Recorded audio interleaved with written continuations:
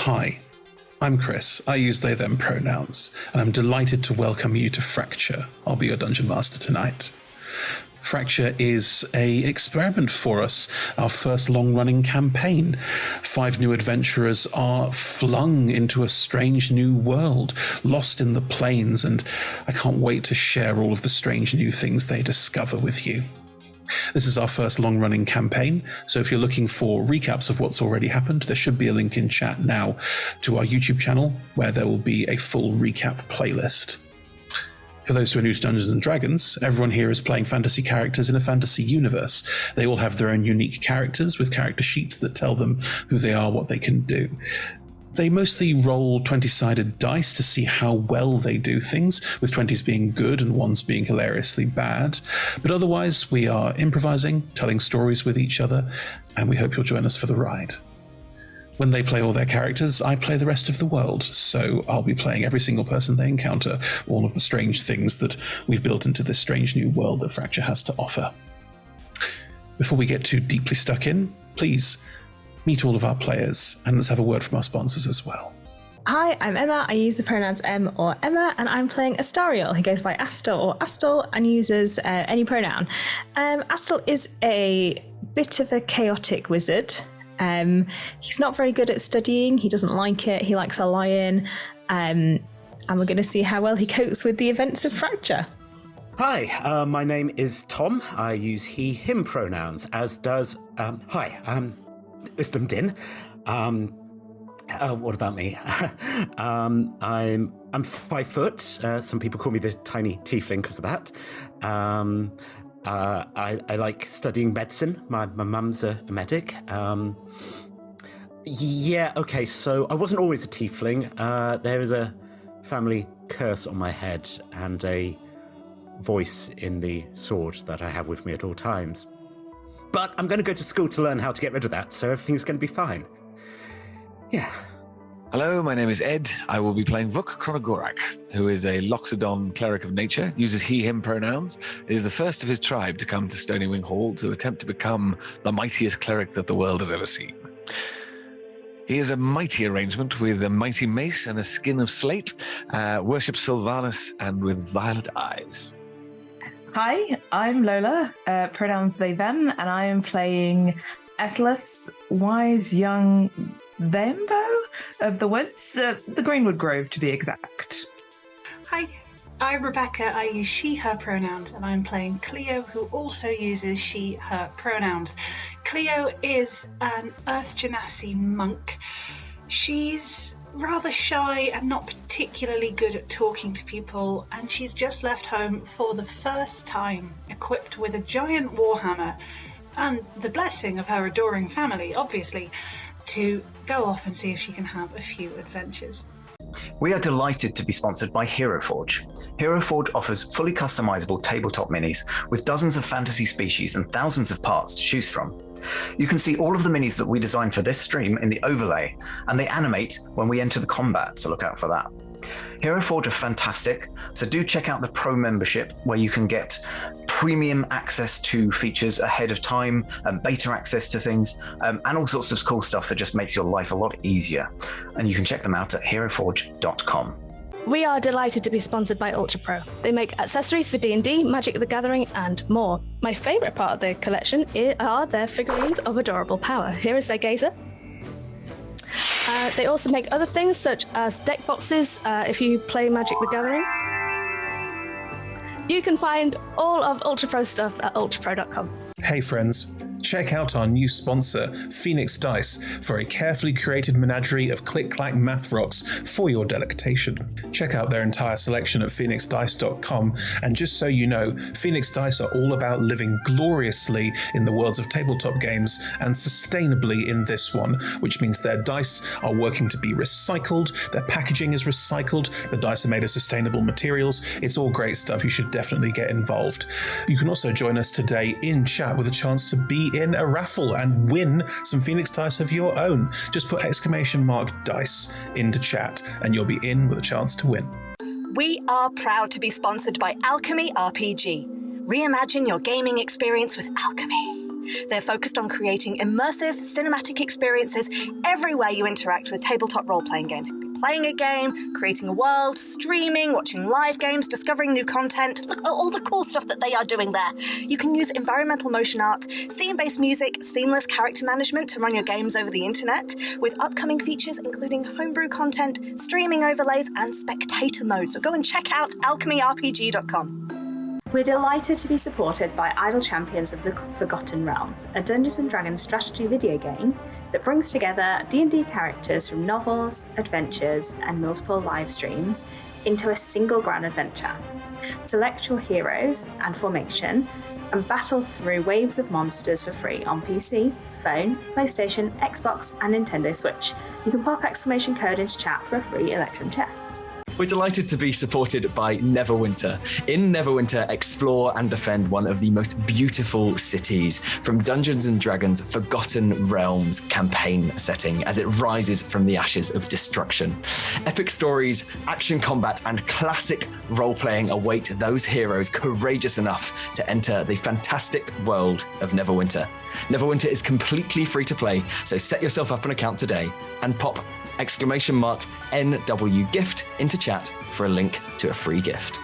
Check out our wonderful supporters, Elderwood Academy, who make beautiful bespoke gaming-themed gear, including hex chest dice boxes, spellbook deck boxes disguised as bespoke ancient arcane tomes, and scroll and codex dice tower and rolling tray pairings.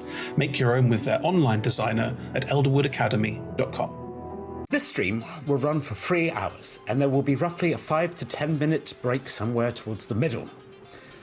We run shows on Mondays, Tuesdays, and Fridays at 6 p.m. Greenwich Meridian / British Summertime, which is 10 a.m. Pacific Time, 1 p.m. Eastern Standard Time, 7 p.m. in mainland Britain, and 2 a.m. Tuesday mornings in Japan and parts of Australia. On Mondays, we run TTRPG streams. These can be one-shots, 4, 6, 8, or even 12 weeks long. You can always find our latest schedule at twitch.tv/rolltogetherrpg/schedule. On Tuesdays, we have our ongoing campaign, Fracture. And on Fridays, we have our talk show, Talk Together, and Talking is a Free Action, which lasts for 1 hour. We are Roll Together RPG on all socials, so find us on Twitter, Instagram, Facebook, and even TikTok. Links in chat. Thank you to our D20 Club on Patreon. You can find a link in chat. Help us make our shows from just £1, $1, or £1 gold piece, and unlock more tiers by joining. Our D20 Club are fab. They've created a fan Discord for us. They've also made a wiki page for Roll Together. You can find that at rolltogether.fandom.com. Welcome to our podcast listeners. If you also would like to listen to us via podcast, you can search Roll Together RPG on your favourite podcast provider. If we're not there, let us know and we will add ourselves to that list. Finally, we play with a diverse group of players who play a diverse set of characters with wide-ranging sexual and gender identities. Our tables are trans and GNC positive, and we encourage and champion trans and GNC players in our games. The DM and players may portray characters that are of a different gender to their own, and while we aim to avoid misgendering, we do acknowledge that it might happen. We have a company policy in place for correction, but please feel free to let us know if you think one has been missed. We play safe games at safe tables. !safety in chat will show you what we do, the TTRPG safety toolkit, as well as content warnings if you're looking to avoid certain topics. Grand. Right, here we go.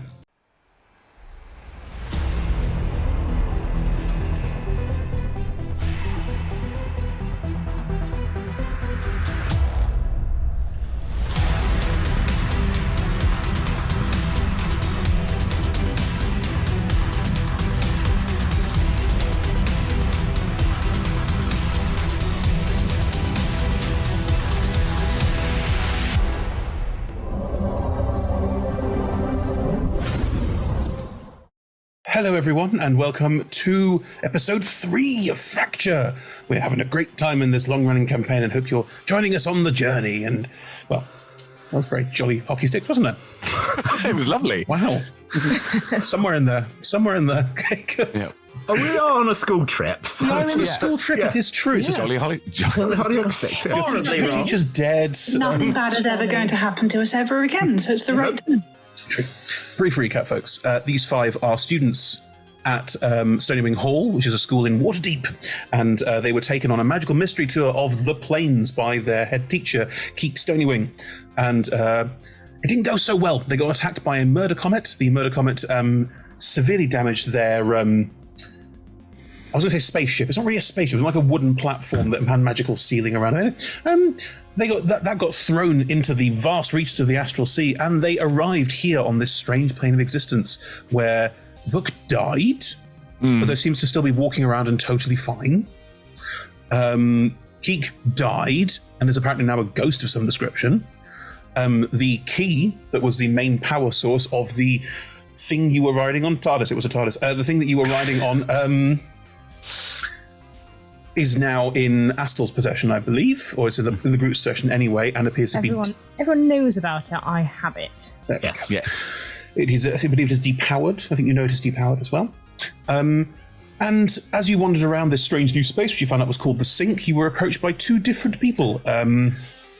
Sevet of the Many Hands, you didn't meet Sevet in person. One of Sevet's drones, a weird metal scorpionoid style thing that was picking apart the wreckage on the Sink, this strange group of floating islands you appear to be on, which also then has some kind of weird hologram technology that allowed it to summon Sevet to you. Well, you could speak to Sevet weirdly through it, and then there was Sevet's face in the sky. It was all a bit much, really.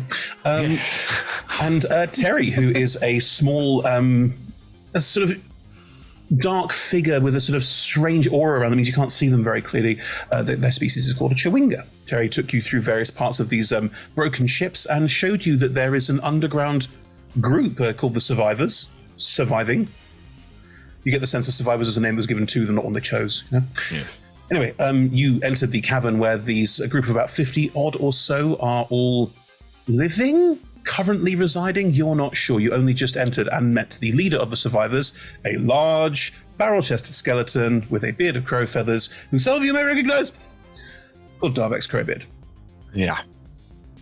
Anyway, the 5 of you have just arrived in this cavern, beneath the Sink, on the Sink, but sort of not part of the main mess of Ship Detritus. And I believe you'd just given your packs over to have the rations. You saw them taking rations out of various packs that they had found to try and feed the people down here as much as they possibly could.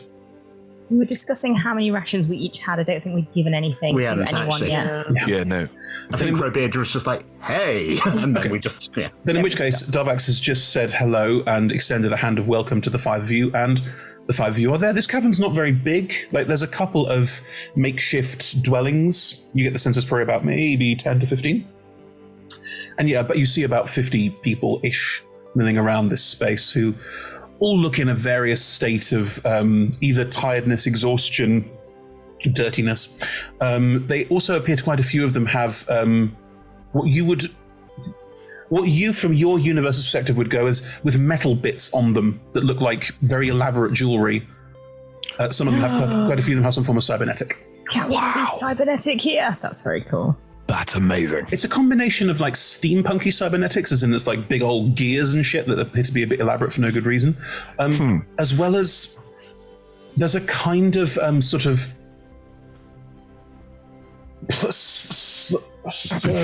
flat coating on things in places that you don't recognize the material of, that appears to be hard to the touch but completely smooth. Plastic. Yeah. Oh, right. Okay. Yeah, how do you explain plastic to somebody who's knows plastic? That is not easy. I think you've done it very well. Thank you. But yes, that is what you see around you. Darvex just looks to be a large barrel-chested skeleton, wears a lovely red coat and has a sort of has a hat on. It's a rather lovely sort of almost nautical piratical hat with a big feather. But he does turn as as you lot walk in, and a pleasure to meet you. I'm guessing that Terry showed you the way in, being chased down by Sevet's drones again? Yeah. From the ground comes, yeah. Ah, well, I suppose we can expect that. We were offered the chance to join Sevet, but we didn't take it. I would say that was a wise choice, but I'm also very aware that we have very little to offer. You are welcome to stay. We will try and feed you as best we can. I'm not going to ask anything of you for now. You look exhausted. It has been a long day. I mean, I feel pretty good, but everyone else looks awful. I'm not looking too bad myself, but at the same time, there is a very obvious. But he looks great doing it. Okay. I'll try and, Terry, if you could, and Terry will just go, yeah, no problem. And we'll turn around on the ground and just start running off. And because Terry is this sort of strange figure, Terry's movement is incredibly quick. And because of the sort of dusty complexion, it's sometimes almost he moves and you miss it. They move and you miss it. Their features are also almost indivisible from the shape of their face. Like they are almost monochrome in a strange way. But as they move around and run away, Darbex will look at you all and go, I'm sorry to ask a favor so early, but do you have any food? Yes, I believe most of us do, yes. Would you be comfortable sharing it with everybody? We don't have a huge amount of food here. And, absolutely. Absolutely, of course. Okay, thank you. Okay. How do you usually get food? There's about 3 to 4 new arrivals every day. So we go out amongst the rubble and we take what we can and bring it back down here and share it out as best we can too. So there's no way to grow food? Not here. Not that we've found in this space. I should say, if you're hoping for some kind of explanation of this world, I can tell you what we've observed. We've been here for periods of time, each of us, but none of us are from here. We're all survivors, like you. Oh, okay. But are there trees? We've not seen. I suppose. Let me show you. If you'll allow, he'll walk you all over to the far side of this cavern where there is a rather large hole. It opens out to the side, and you can see the. Thank you, Rebecca. You can see the land beneath and some other floating pieces of land around. There was a smirk I saw. They're enjoying a lovely hot drink. It's just anyway. This takes up most of the side of this cavern. You can also see this is where most of the light in this space comes from. It shines in from this side. Islands sometimes float by that have what look like trees on them. A bit lower than that, you can see that most of the ground is covered by a cloud layer and by mist. It's hard to see below that. We occasionally get glimpses of high mountain peaks or similar, but it's a mystery to us. We can't just jump and hope. Has anyone tried going down? Could anyone fly? No one here, no. And we thought about putting together some kind of vehicle from the remains upstairs, but none of them have any power left. We've not found a single way of using one unless it was by wind or by water or something. Yeah, what about gliders? Gliders are lightweight and easy, and you can just whoosh. Do you know how to make a glider?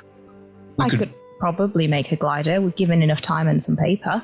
We've talked about it a few times, but we always come to the same conclusion. We don't know what's down there, and one of the few things we have up here is each other. So being able to support each other, and if we're all gliding away and something goes wrong, then who knows what will happen.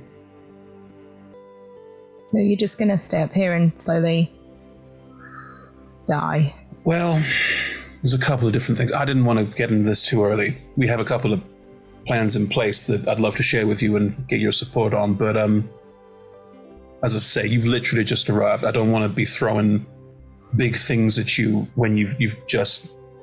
Did all of your crew survive? I mean, we're coming to terms with the fact that we're stuck in a world that we don't know, without anyone who we know apart from each other, who basically we barely know, and also... No, I think that was it. Our teacher died. That happened too. Oh, I'm sorry. Very true. Very true. I'm guessing by the fact that they're not here that they're in some kind of ghostly form. Oh, yeah. They seem pretty stuck. They seem pretty chill about it, to be honest. They Yeah. don't seem to care anymore. Not keen to help. Some ghosts do keep a lot of their energy, and some I've even seen some move from where they died, but well, I'm not the best person to talk to about being alive anyway, so I was already what people in my universe called a reborn before I came here, so this was nothing new to me, but quite a few of the people here, when they've realized that they can't die in the traditional way, well, I say can't, don't die in the traditional way. They had to work out what that meant. I mean, it appears that when you pass away, there's nowhere for your spirit to go, so it just sort of stays with you. Cleo stares at Vuk. Look, yeah, sorry, carry on. So Davik's got a decent... Yeah. Sorry, I didn't mean to speak out of turn. Are all of you all right? We're going for a lot at the moment. We're just Understood. trying to... Can't complain. Stares at Vuk as well.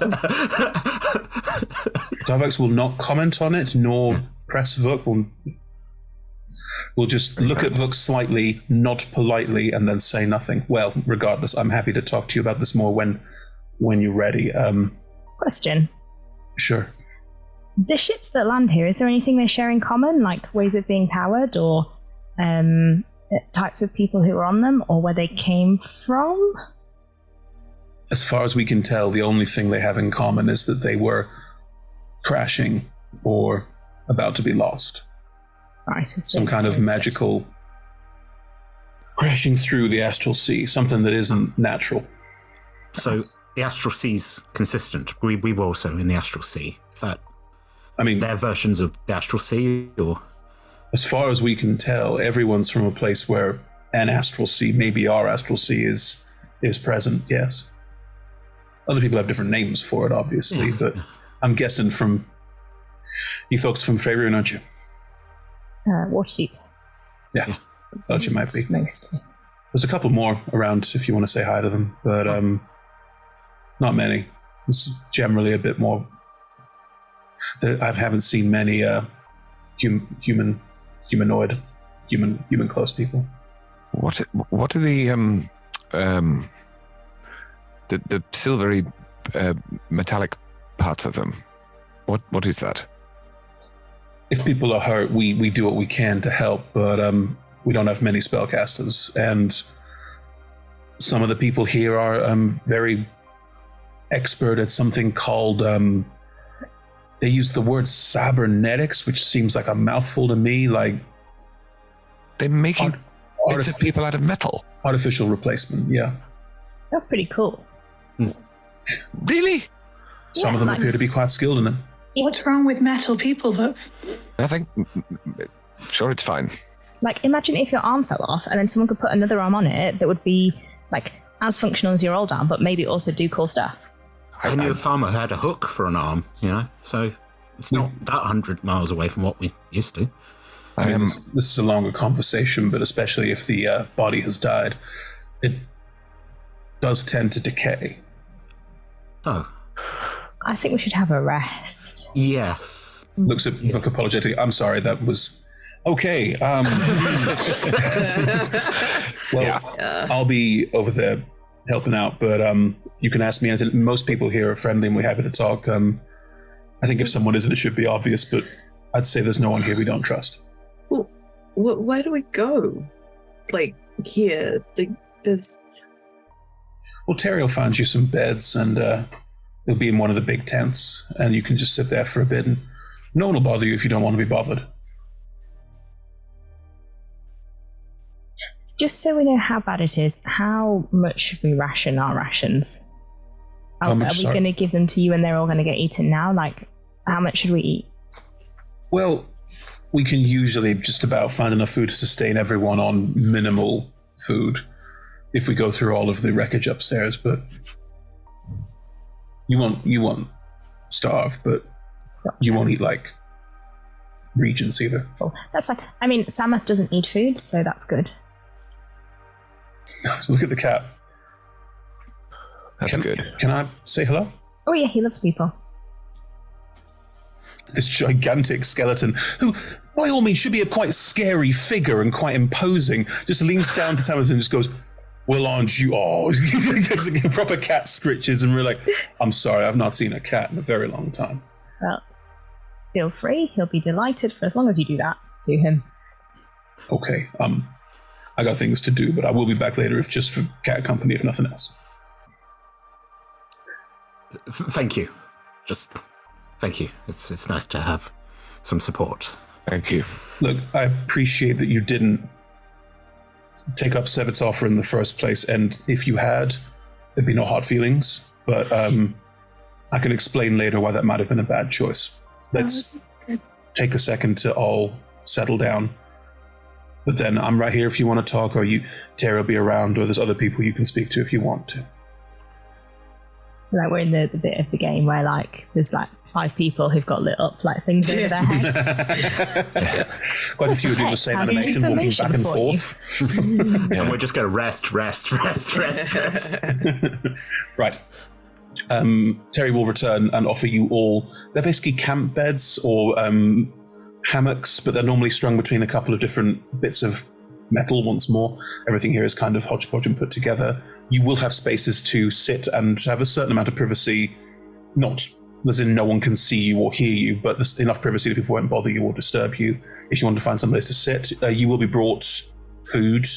You get the sense that everyone's brought food from the communal pile, and the handing out of it is part of the process of living here. It's mostly ration bars or some kind of stew mixed together of everything they could find. So it's very, this might make me think. I sometimes describe food as homogenous. It's got everything in it. It's one of those. One big pot. One big pot. Very One big brown. Lovely bold brown. Lovely bold brown grey combo, yeah. But it's not distasteful. It's a bit bland. And the 5 of you can sit, the 5 of you can talk. If you want to be by yourself or walk around, you're more than welcome to. If you want somewhere to go or you want to know what's around, you can ask, but this is your space to explore. I will say before anyone says anything, look, as the food comes around, you do still feel hungry. Yeah, I was just going to ask. So it is taken on board. This is. We do not need to have this conversation, but I'm interested if there is where the gap is. Around the sort of top half of the upper lung, I think. Oh. Yeah, so it's like wheezing breath. That's all. Right. Okay. Cool. Maybe we should sit down and do actual introductions, given that we met each other like 2 hours ago, and since then the whole world has changed. Do you think there's people in the stew? No. No. I mean, it can't be, because that would involve people here donating parts of themselves whilst they're still... Well, there aren't many survivors, and they said they scavenge. No. But, like, I didn't see any bodies upstairs. Maybe because scavenge. Oh no, is that what happened to the rest of that crew? The penguin people? Oh.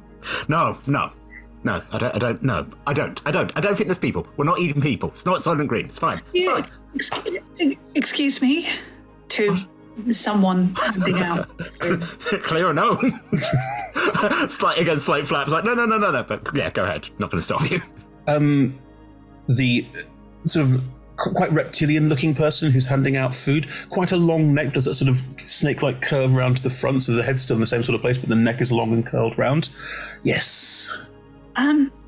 Just a question. No, judgment attached. Does this have people in it? No. Sadly, the stockpile of corpses is not very good here, so we have to rely on other things. Where do all the bodies go? There are very few bodies, as most of them continue to walk and talk. It is most unnerving, I agree. Look, All the sorry. ghosts. All ghosts upstairs. I am not the expert, but I believe it is that when the body is gone, but the spirit remains, it forms itself a recreation of the spirit. Cool. I am not. I make the food. It is not my favorite ingredient. I wish we had more corpse. Good to know. Glad that there aren't bodies in this simply because of the scarcity of bodies supply. Thank you for your time. You are more than welcome. Nice Welcome to our... Yes. What's your name? I am Saran. Saran. Cool. Hi. Hello, I'm sorry. Please, enjoy your meal.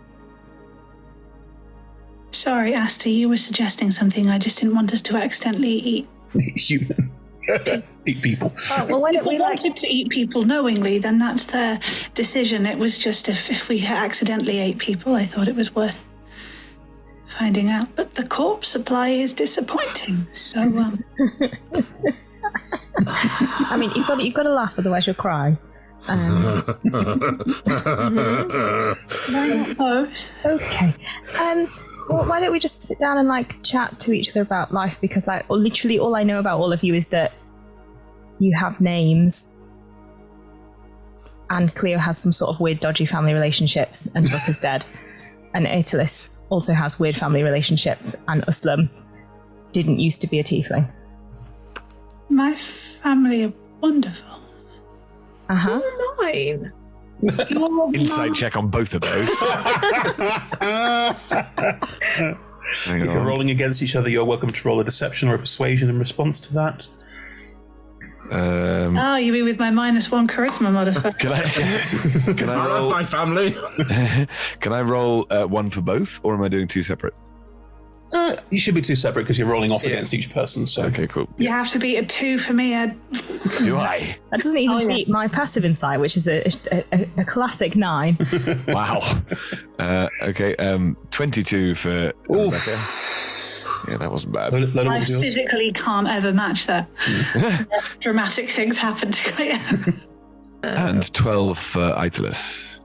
I rolled an 18. No, I rolled a 16 plus a 2 for persuasion. It's persuasion. Nice. Yeah, Okay, I'm not. Aetalus does not. Persuasion over insight means that Aetalus is persuasive, in that Aetalus actually thinks that they have a great relationship with their family. What the hell are you on about? I mean, they do. Their family's great, and it's like this I'm not wonderful judging. community. I am educating the rules. That's all I'm doing. I love my aunties. Whereas, Rebecca, you're a good actor. You're an excellent very big actor. family. Could you Well, please thank you. give a 2 on the dice version of what you just said? My family are wonderful. Right.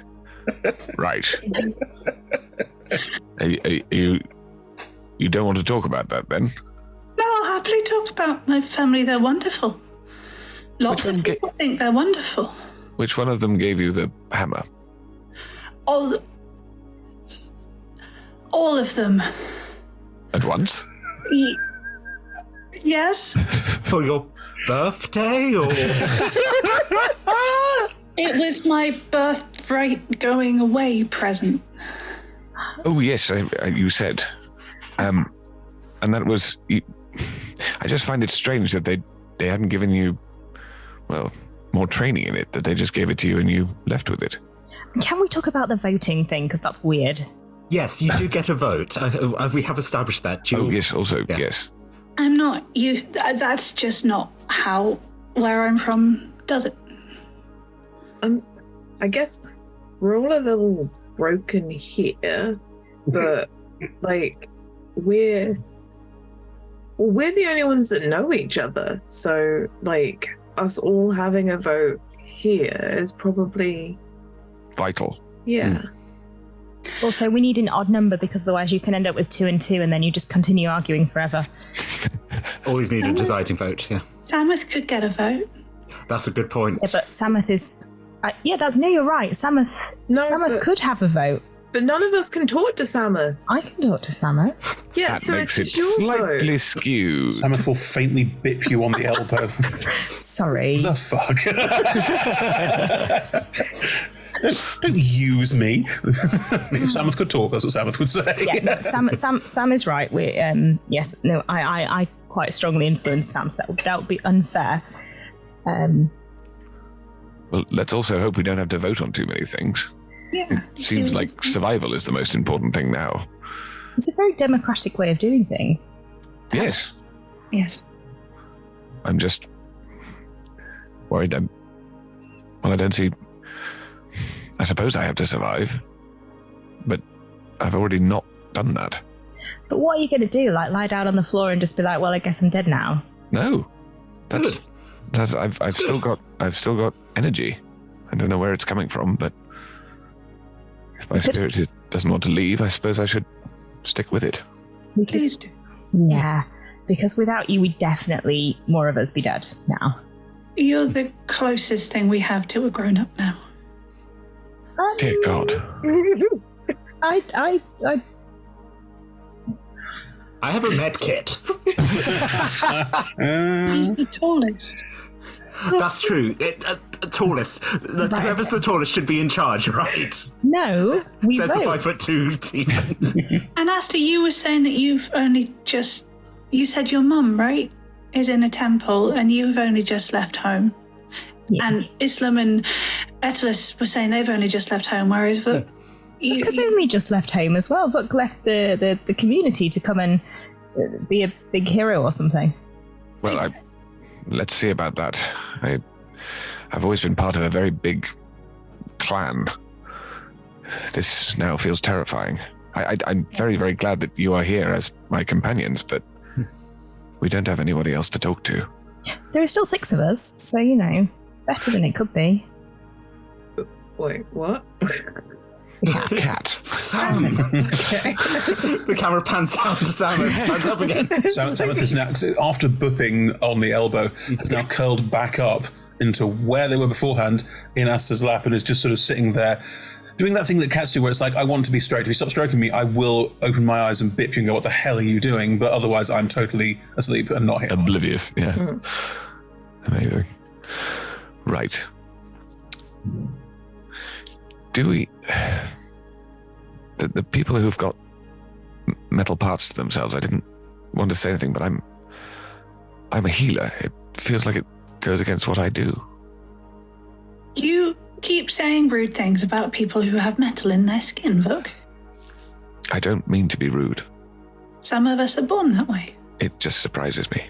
That's all. I'm sorry. You have a trunk. I have never seen a trunk person before, but I don't walk around going, gosh, someone with a trunk, that just goes against everything I stand for. I will kind of like put my hand on Vuk's shoulder and just go, it's a lot. I understand. We're all learning. You are dead. I should, sorry. I never know quite when to say things. Sorry. No. There's no apology needed. We've all just met each other as well. We're just learning. We're learning the rules here. We've made it here, and that's good. We survived. We have, looking at Vuk, we have survived, and that's something. Well done to us. And you are right, Vuk. I haven't screwed any metal into my face. Yeah, but you could, though. Like, imagine if it's really cool.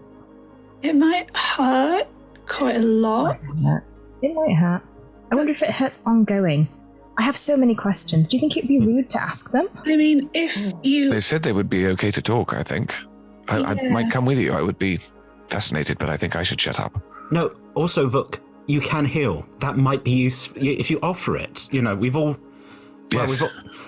I don't know who's going to need a fiery sword, but it's on the table. No, it shouldn't be on the table. It should be in there. Anyway. Keep your fiery sword, because if the voices aren't there anymore... You did tell us that, didn't you?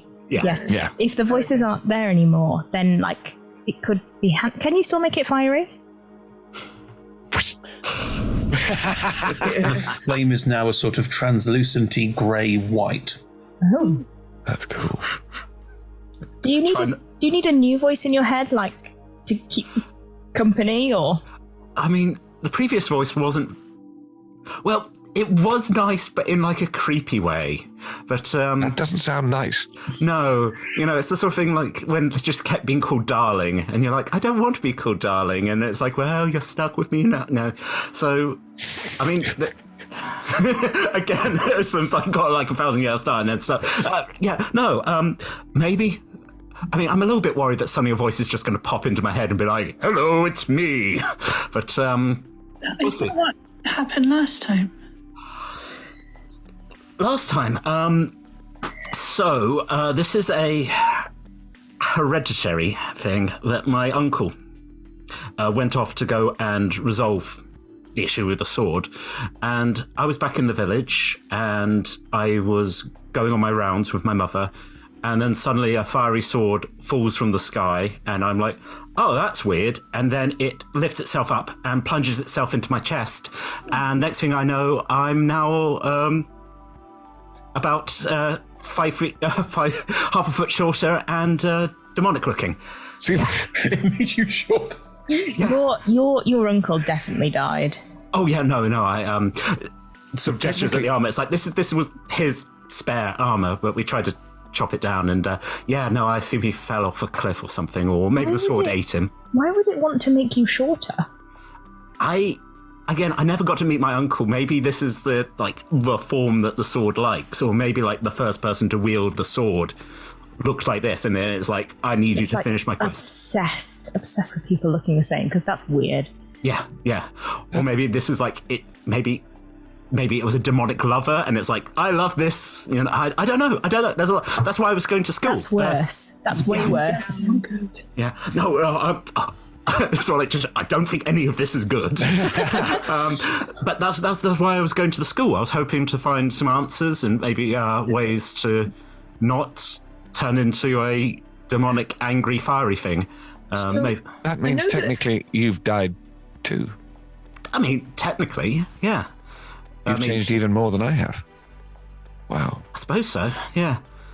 I mean, it's kind of ironic because Uslam means bat anyway, so... Does it? Yeah. You asked your mother if she knew anything about this when she named you, or... Sort of like, again, gets the stairs, like, maybe my uncle named me. Oh, wow. No, that's awesome. I was kind of hoping to send her a message or something, and then have more of a.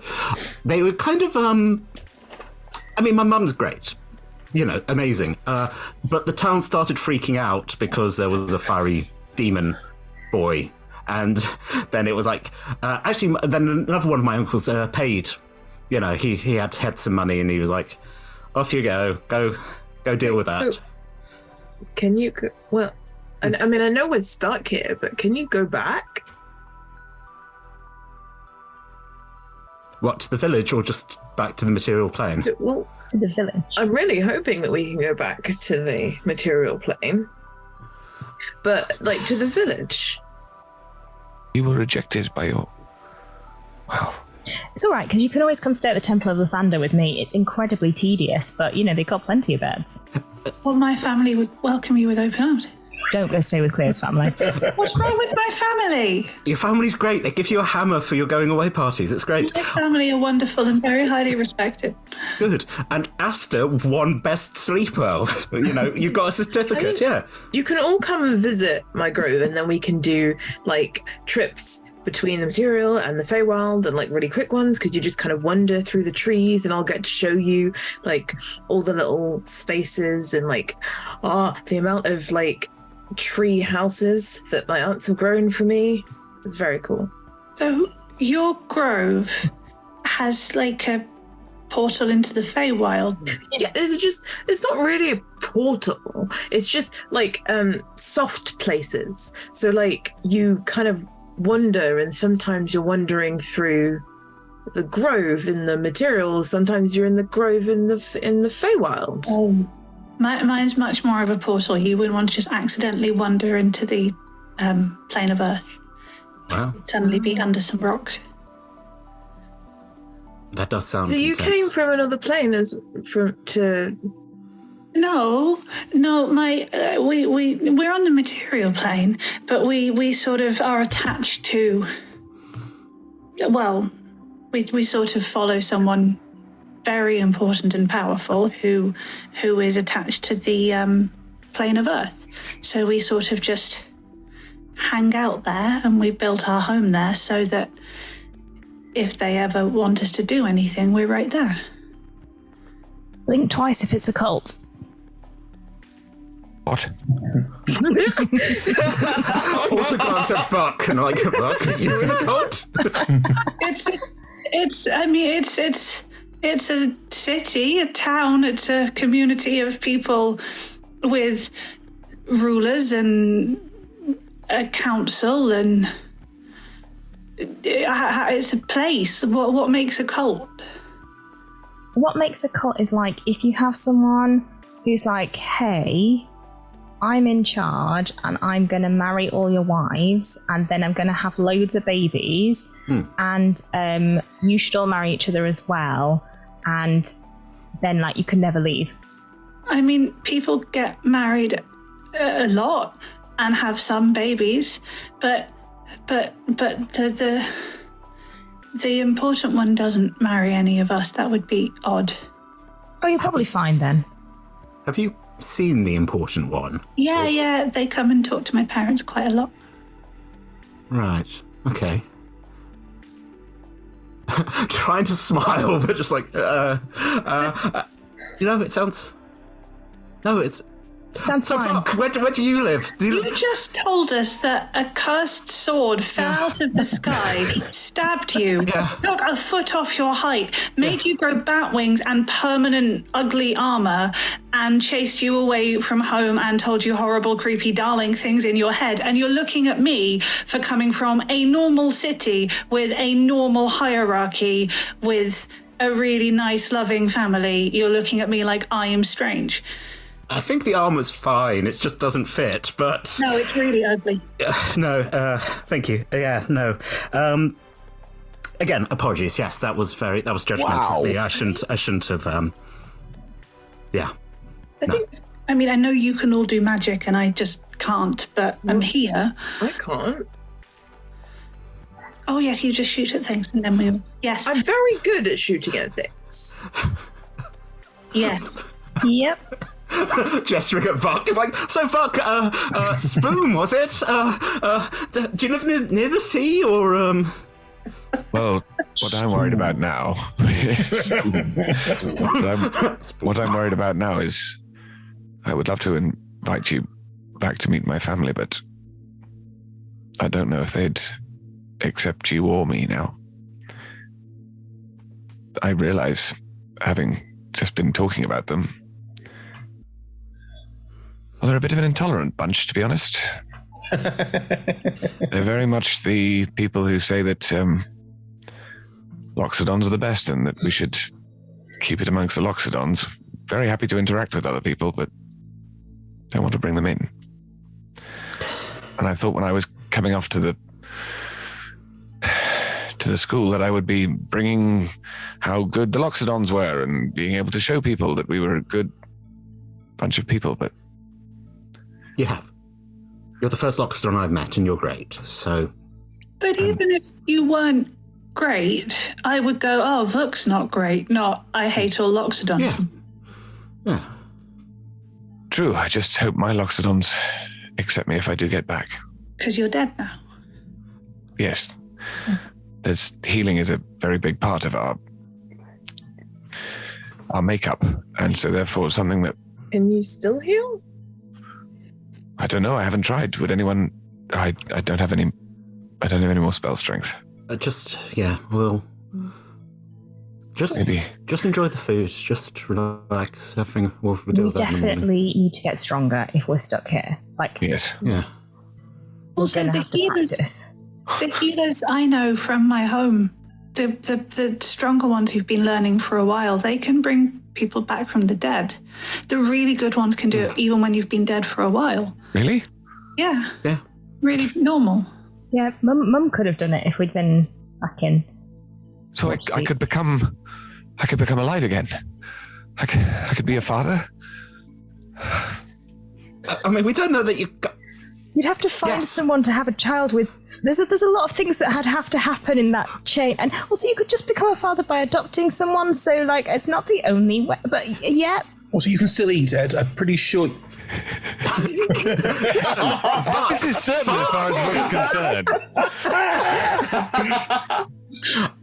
But yes, okay, yes, yeah. Or you can sort of pauses and was like, I mean, there's also ways you can come back as other things, you know.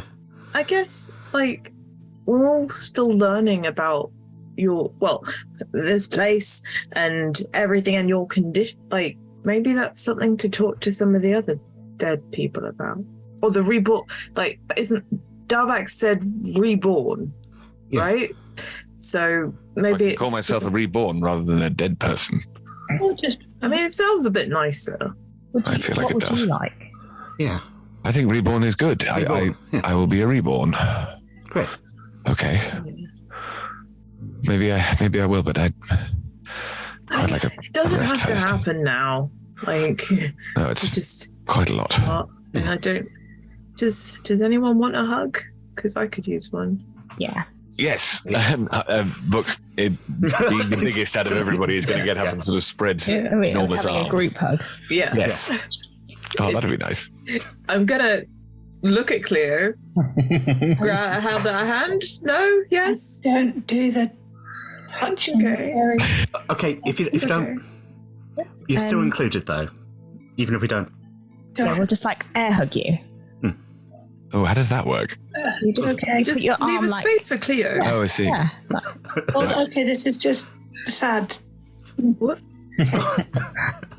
Always leave a space for The Cleo. most like limp hug you have ever in your life. Yeah. Oh, you feel like being draped on rather than hugged. Yes, you're being draped on. This is helping. Attalus? It's good. It's good because Lovely that you're here. I haven't had a hug before. I'm glad I'm good at it. Yes. Yeah. Yes. Yeah. Yeah, your parents are fine, never been hugged. It gives them ideas if they hug. Yeah. I mean, I think that's the thing that I was missing already from home. So, but I mean, we can hug at any point. Maybe not if we're like mid-fighting something. Even then, maybe. I could probably. It will be challenging. Please make that a thing. We've got to have at least one hug a minute in fighting. I use one of my flurry of blows. That's a brilliant idea. The beds here are for you. They have been earmarked for you. You're welcome to rest here if you want to. You can long rest if you wish to. You can short rest. It's entirely up to you. If you particularly don't want to, other people do, that's fine. We can split off and do things individually or in smaller groups. What does everyone want to do? I think Book would like a sleep.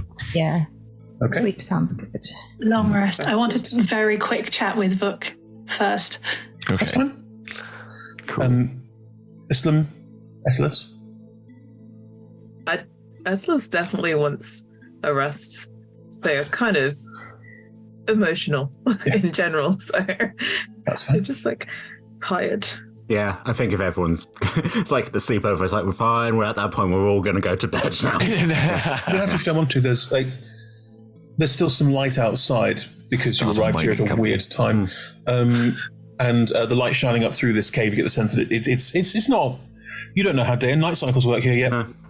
But if you don't want to sleep and everyone else is, you can go and explore on your own or go and try and find people to talk to. It's entirely up to you.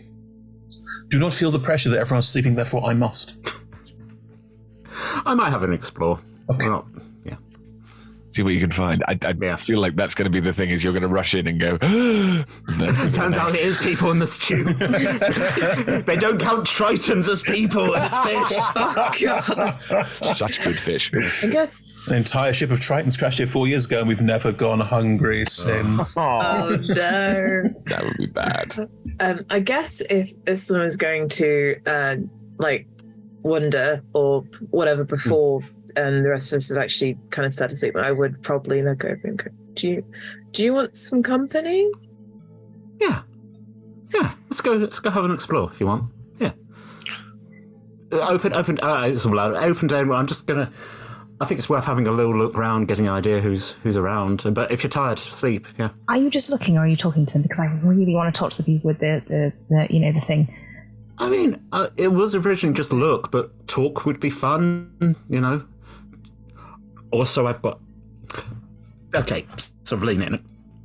I've got quite a lot of rations. I set up. I've got like 10 bars. I'm thinking about.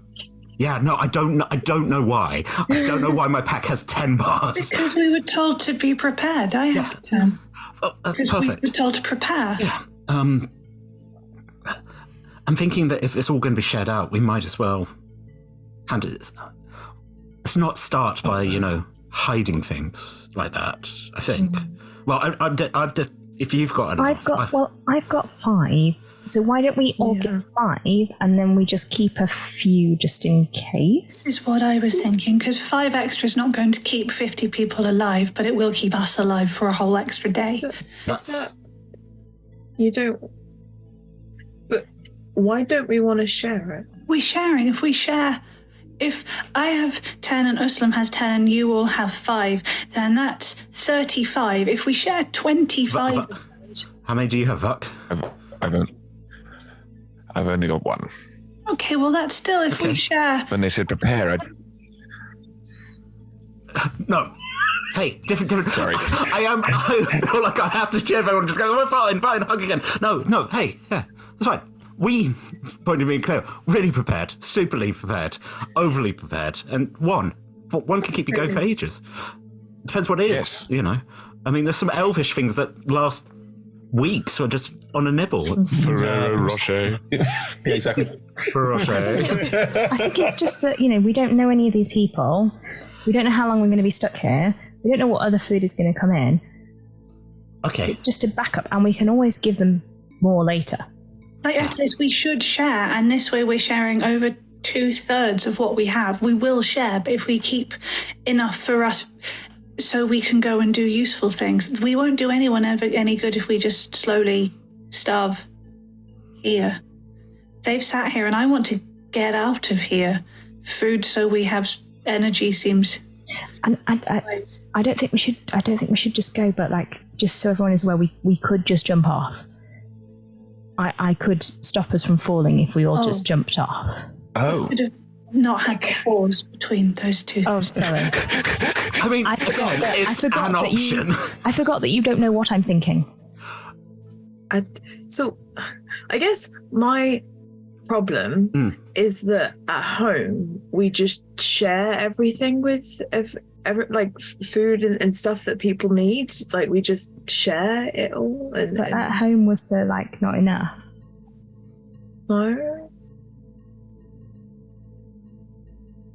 No, everything there was.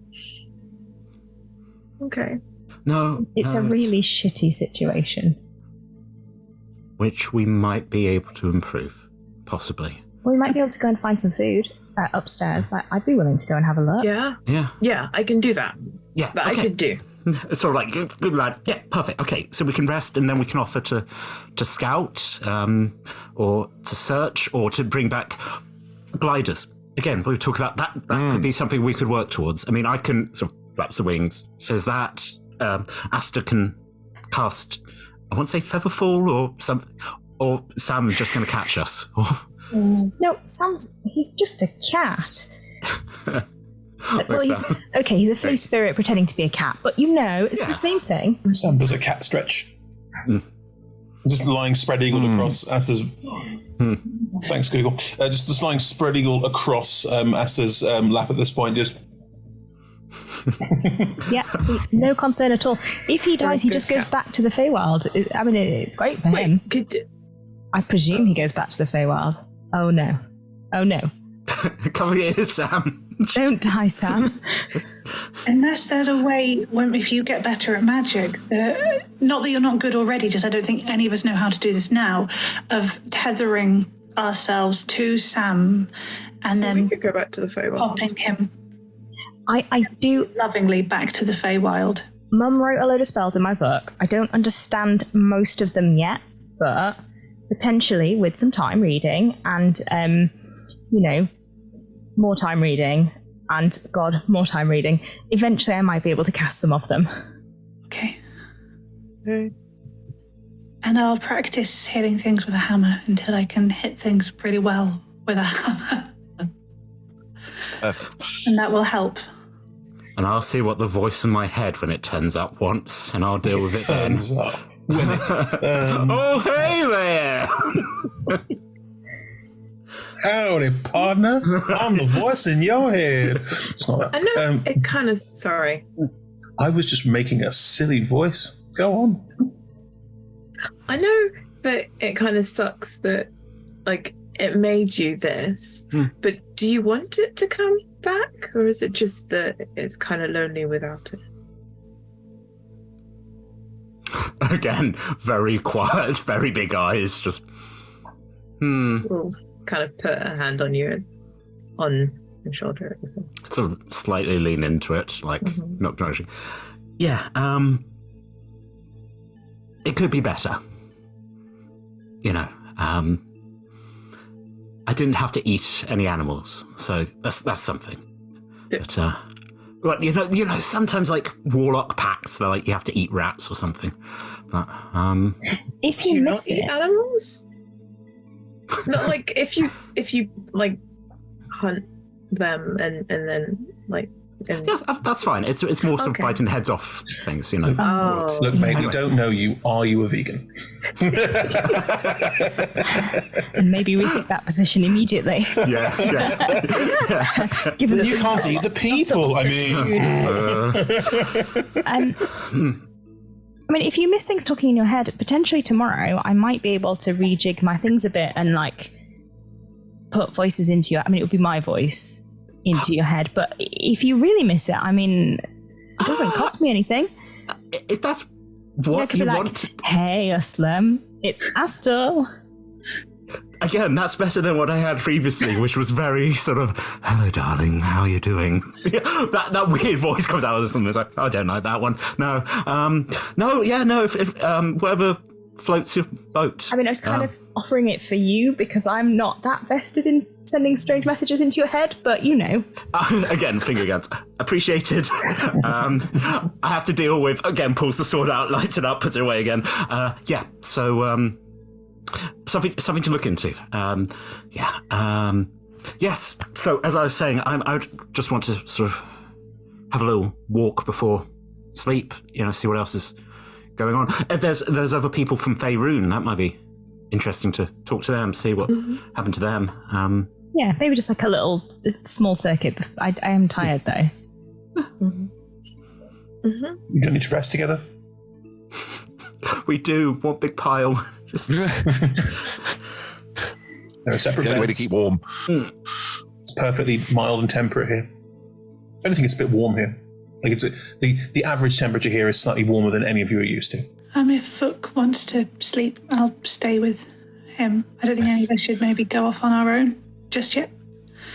I agree. If you don't mind if I do sleep, Yeah. It's been a big day. Cool. Then in which case, Astel, Vuk, and Cleo, you can all settle down for... I was going to go for the walk. You're going to, what? I'm going for the walk. Oh, you walk as well. Okay, then Vuk, you can settle down for a long rest, and Cleo, you can effectively be long resting by doing, what's it called? Light activity. So you can be chilling out and looking over Vuk and... just looking at Vuk for 8 hours. God. Yeah, it's drunk. Is there anything in particular that you would be doing while Vuk is asleep and no one else is around, Cleo?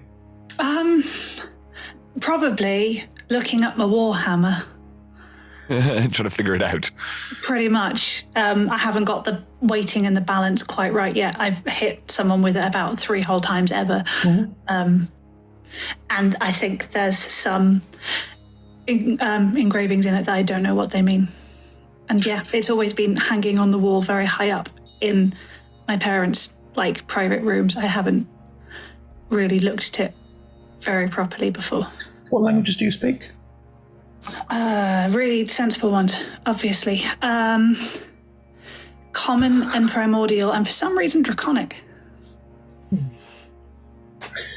Nice.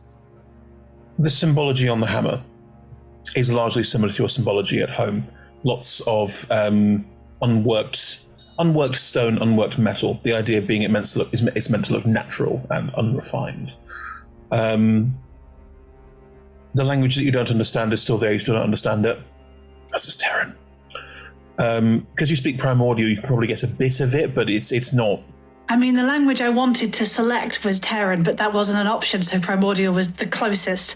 Yeah, Primordial is the language of elemental creatures in general, and all of the Terran, Aquan, Auran, Ignan, that's it, are all languages of the various elementals that are all related back to Primordial, but are separate languages of their own. So you understand a bit of it, and much like you have relayed to your friends, quite rightly, and much like you recall, your family is connected to Elemental Earth, and there was a creature of Elemental Earth who supported your family and offered advice in a kind of advisory position to the Crown.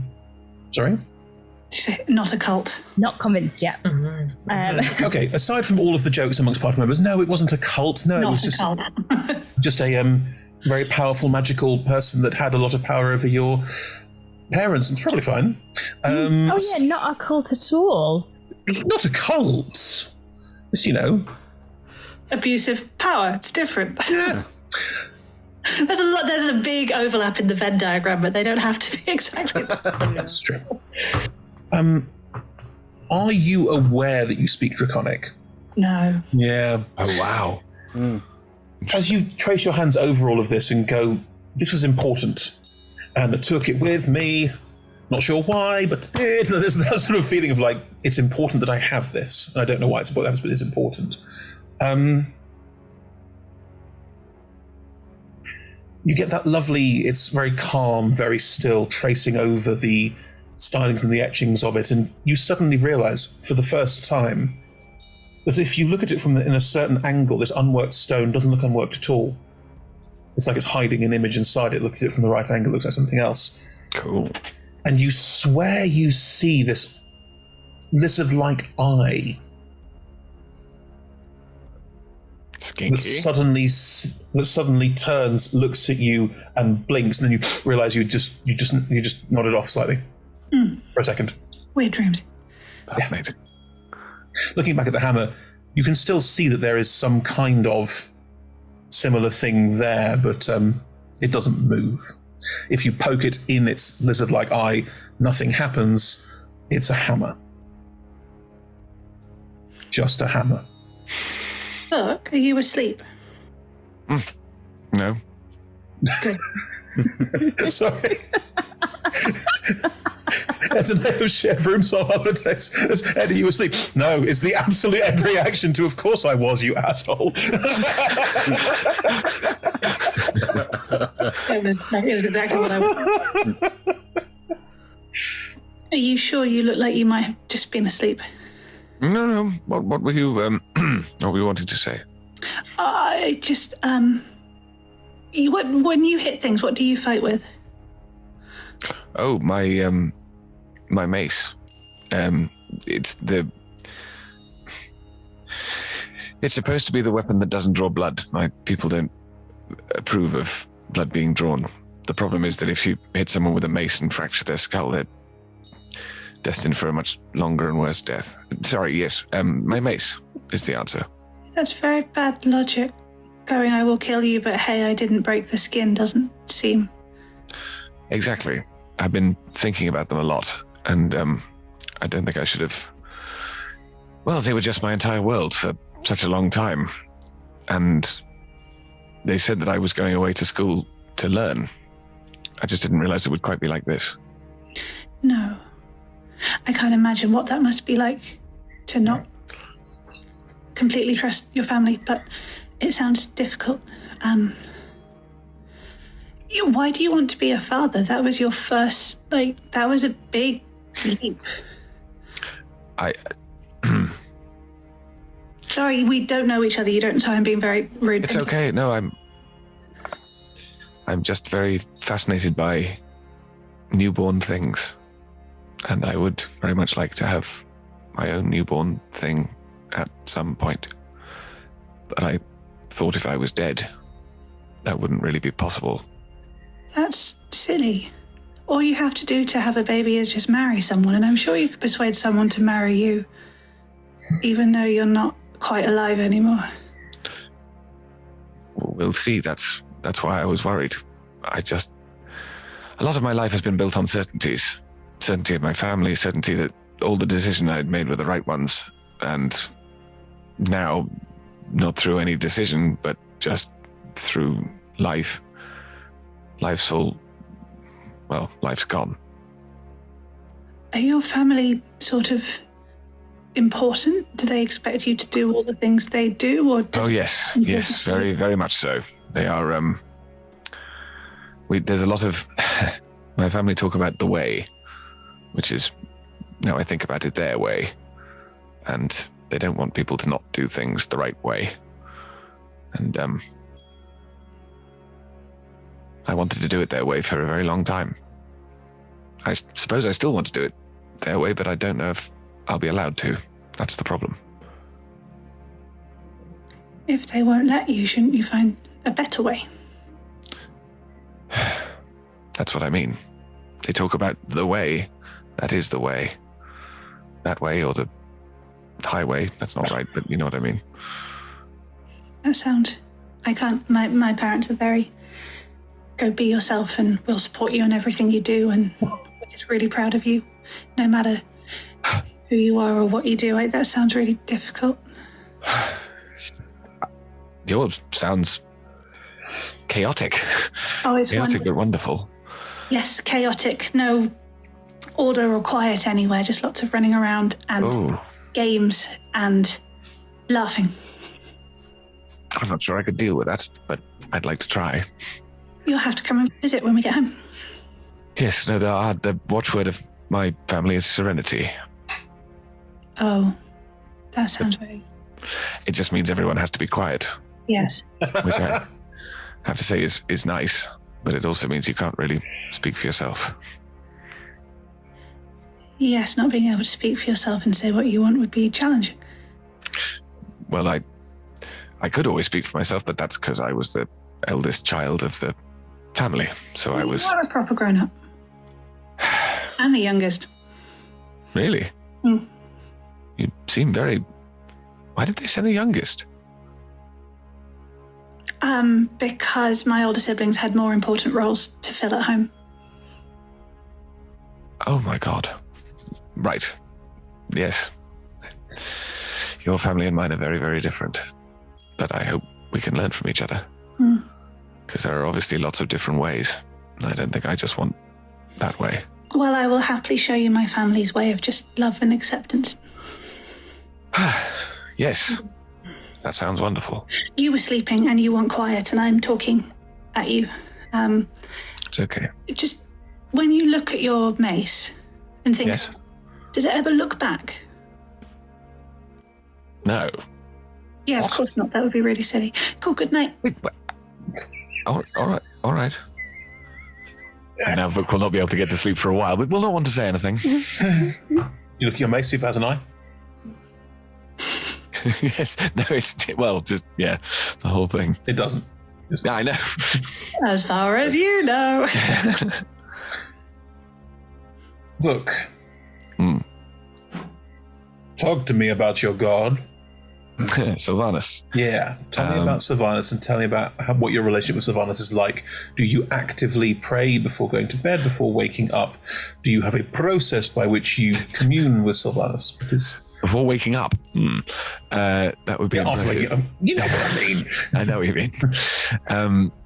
Well, so I think this all ties in with what he was saying, is that definitely does pray to Sylvanas, has been... very much believes that they do exist and may have had evidence, but I don't think there's ever been any personal interaction between the two. And until part of the thing of going away to the school was to be able to come back and therefore be able to commune with Sylvanas properly. It's like not to your older son has always been like be worthy of his attention. Yes. is exactly the thing. You've got to prove yourself before you can start talking to him. So how do you feel your magic? Where does it come from? Is it something that you have to pray for and receive? Is it something that you... That's kind of that Vuk is a conduit. The magic doesn't come from inside them per se, but also it's a thing of the magic's all around all the time. Right. Right. Interesting. In which case, this won't affect you at all. Never mind. Right. Just nice to know. Yeah. No, genuine question. If your magic comes from all around you and you are a conduit and you don't really ask where it comes from nor check in on whoever's giving it to you, it doesn't matter. No. Could be anybody. Oh, man. I have a feeling I've set myself up with something unusual. No, it's absolutely fine. Fine. Want to make a warlock deal? Oh, wow. Okay. Astel, Etelis, Islam, where you go? Where you go? Where we go? If you walk out of your tent, there are other tent-like structures, some buildings that look, from our perspective, prefab. From your perspective, weirdly square. And there are people moving around. You do note that while there are many humanoids and people who look similar to you, you do not see many elves, dwarves, humans. You do not see many of the classic species you would be used to seeing. It's not a million miles removed, like you'll see those species who looks basically humanoid, but their skin is blue. Like you'll see a variety of different things around you, but there is very much a sense of you're not at home. There's maybe a sense that where you would usually fit in quite cleanly here, you feel like you don't here. There, you don't here. Sorry. Wording. Are you looking for anyone in particular? Are you looking for any place in particular? Or are you just looking to wander the middle distance? I guess I'm kind of following Uslan because he suggested this. So. No pressure. A bit of a wander, as I said. If we see anyone who... Sorry, just imagining running up to people go, hello, are you from Faerun? Don't do that. Like being English, hello, are you also English? Well... So, are you two, together? What's the deal? Nice. Yeah. Swing in. He was just walking through my woods one day, and I was. And they. Okay, so actually, I don't know if you know this. Your sword is very shiny, and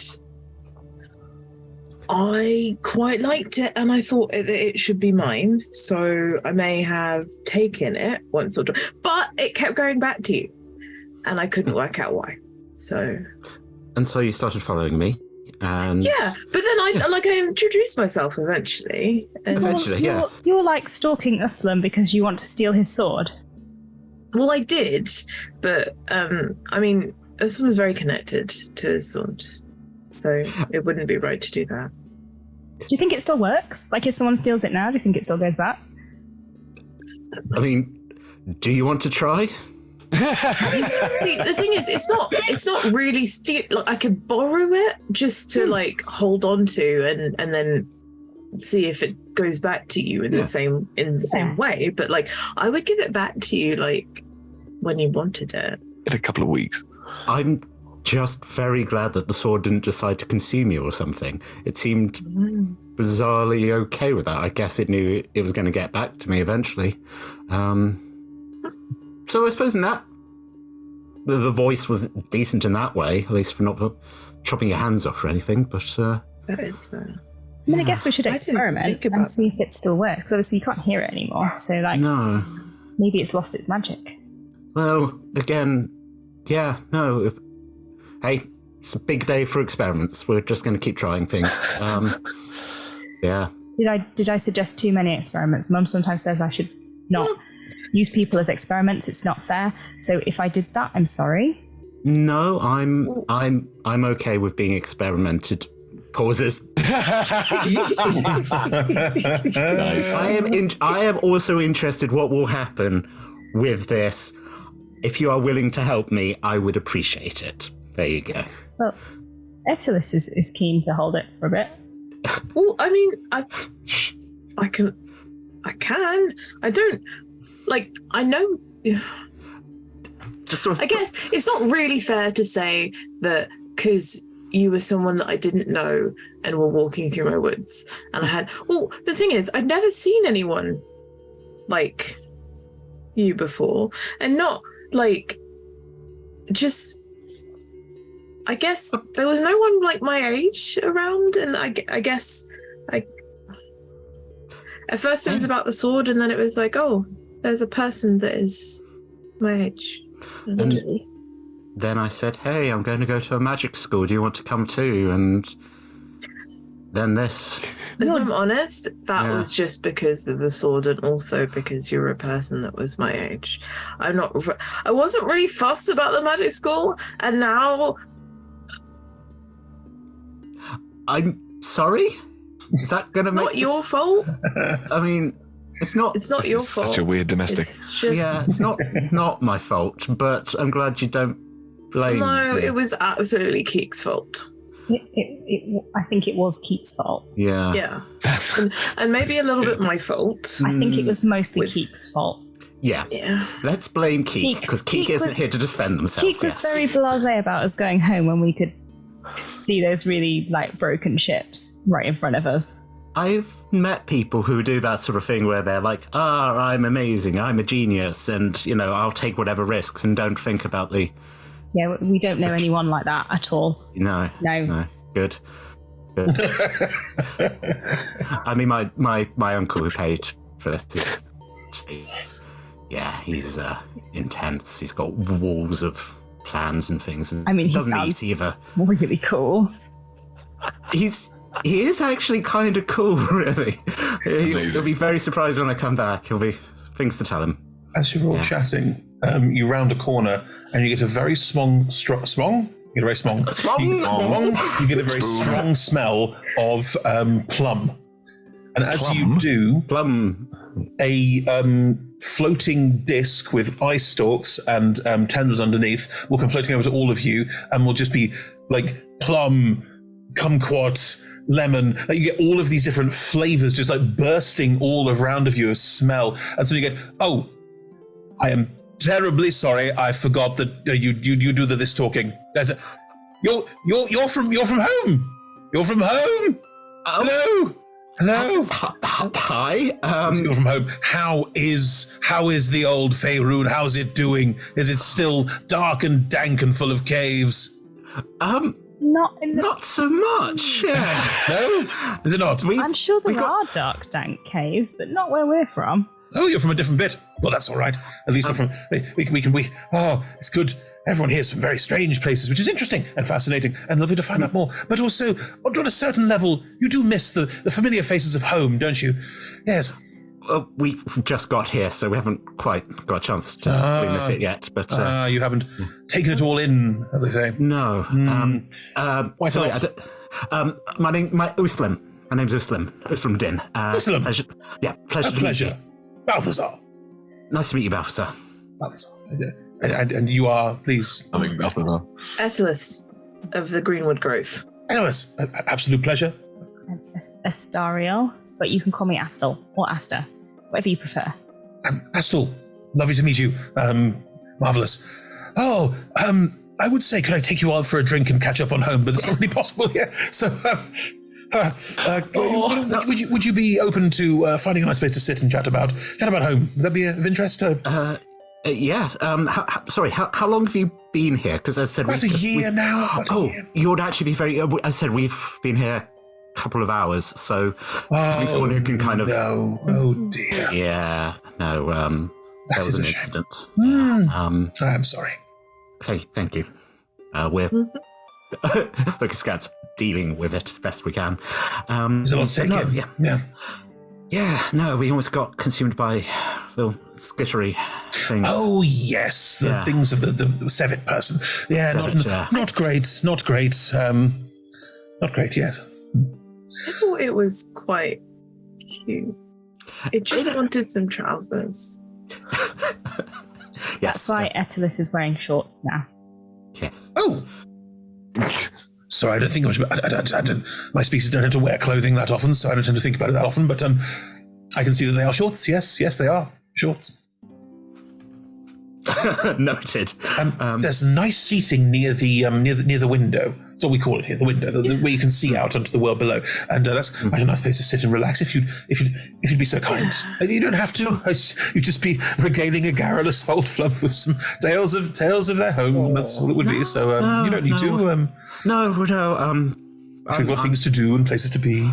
I mean, at the moment, it's mostly us trying to get some sleep at some point, but I said, it'd be fascinating. It'll be night. It's very early to be sleeping, but I suppose, of course, you've just arrived. Your time's all off. Your time is all off. I understand. Yeah. Thank heavens it is a regular day and night cycle, so you don't have to worry about that. a bit of new information. We weren't sure. It could be. There's places out there. I think there's planes where it's like eternal day or things. But okay. Yes, there are. Yes. Yes. Yeah. Bless you. Yes, bless you. Sorry. I'm also with you, Balthazar. No, your friend is sneezing quite a lot. Must be. I'm not allergic to this plane. That would be awful. Is it the smell? I apologise. I do tend to. Waft. My species tend to communicate this way, and I'm used to doing it, and then I forget. It's making me. No, it's fine.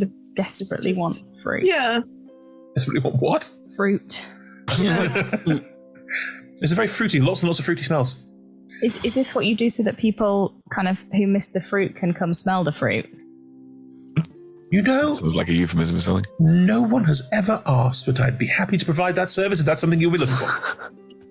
I think right now it just makes me want the fruit a lot and makes me sad. Oh, forgive me 1 second. But if it's more comfortable for you to communicate that way, no, I guess we can learn. I can learn. I don't think most species can't communicate through the olfactory senses in the way that we can, and frankly, the humanoids I do know who've learned how to do so have been very wonderful. Damn it! I wanted a straight face for that. Shame. Oh no, not good enough. I mean, I guess if we're going to be here for the rest of our lives, learning to communicate through flatulence is not the worst thing to spend your time on. I mean, I don't think that I'll be able to, speak in the same way, but I could try and learn to understand it.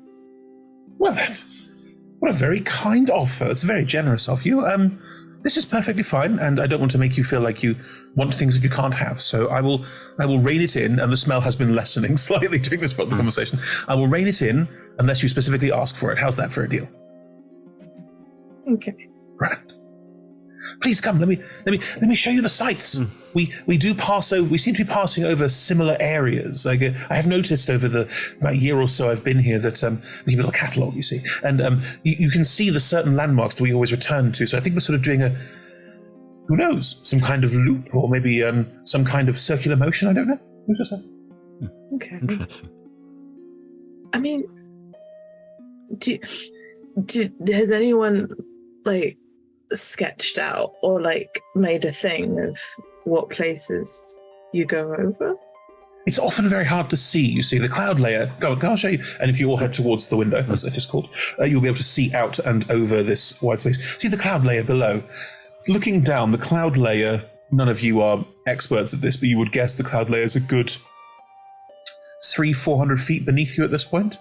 It's quite a long way down, and it does seem to cover most of the area below. Not uniformly or completely, but it is pretty much constant from this height. So, what about if you made a massive wind and blew some of the clouds away? Well, you see,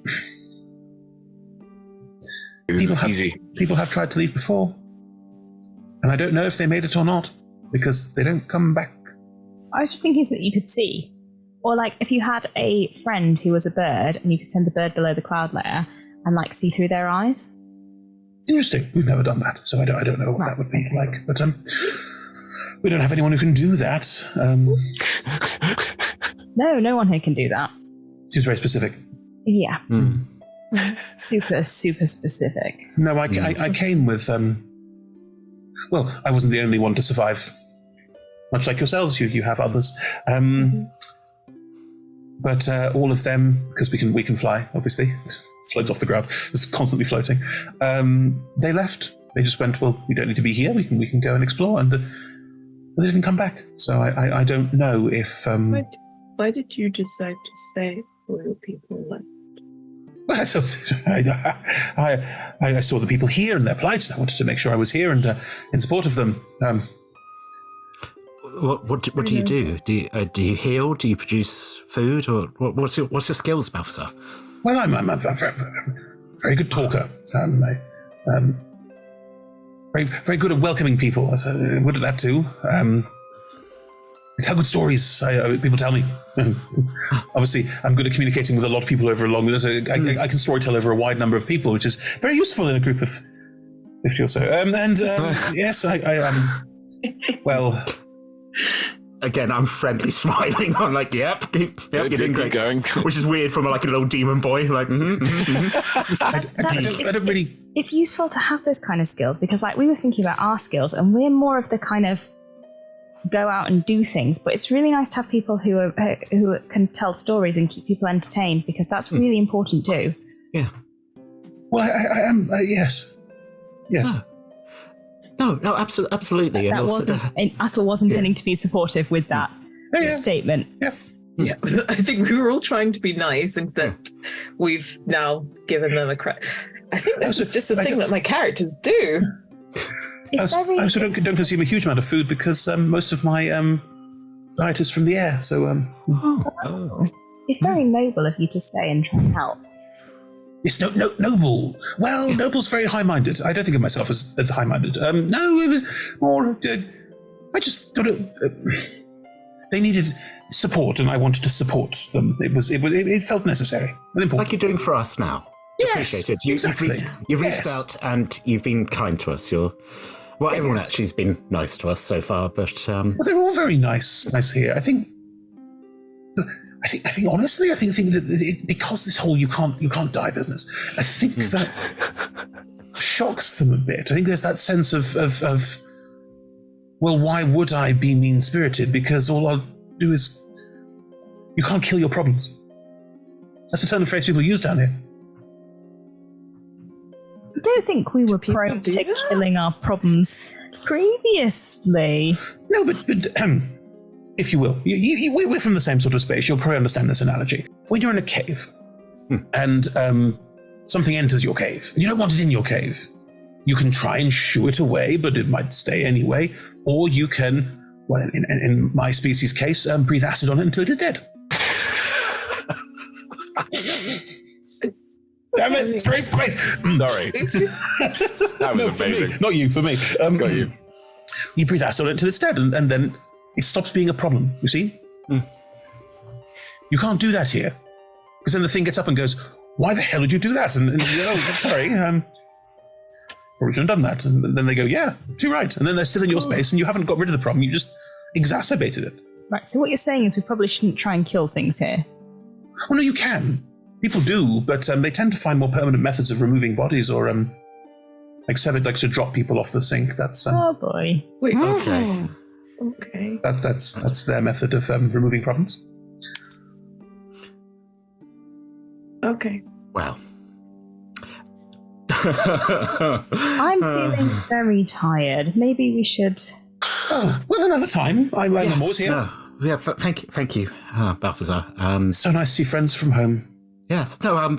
Yeah. We'll come back and talk later. So nice. Just like, oh dear. Oh Lord. Oh no. Sidle away swiftly. Yeah. Before we go all the way back to the tent, we'll kind of poke you both and be like, "Wait, we need to hand in our rations." Oh yeah. Yeah. We can just drop them off with the person whose name definitely gave our name, and I don't remember the name. Alex. No, the snaky Terry. person. Terry. Oh no. Snaky Payson. Savannah. Savan. Close enough. Close enough. That was pretty good. Savannah with the greenest eyes. If it helps you, Savan has 2 S's.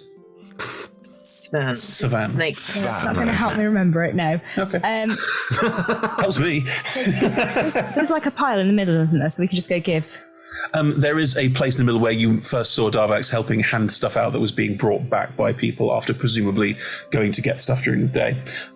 If you head back towards the center of this space with Balthazar sort of still staying by the opening and looking out by the window. In the middle, there are quite a lot of activity in the middle. There's about 5-10 people people will come back through various tunnels and will hand off a satchel or a rucksack, which will then get dug through and things will be put into boxes. There's some kind of sense of automation here to try and make sure everyone gets their fair share.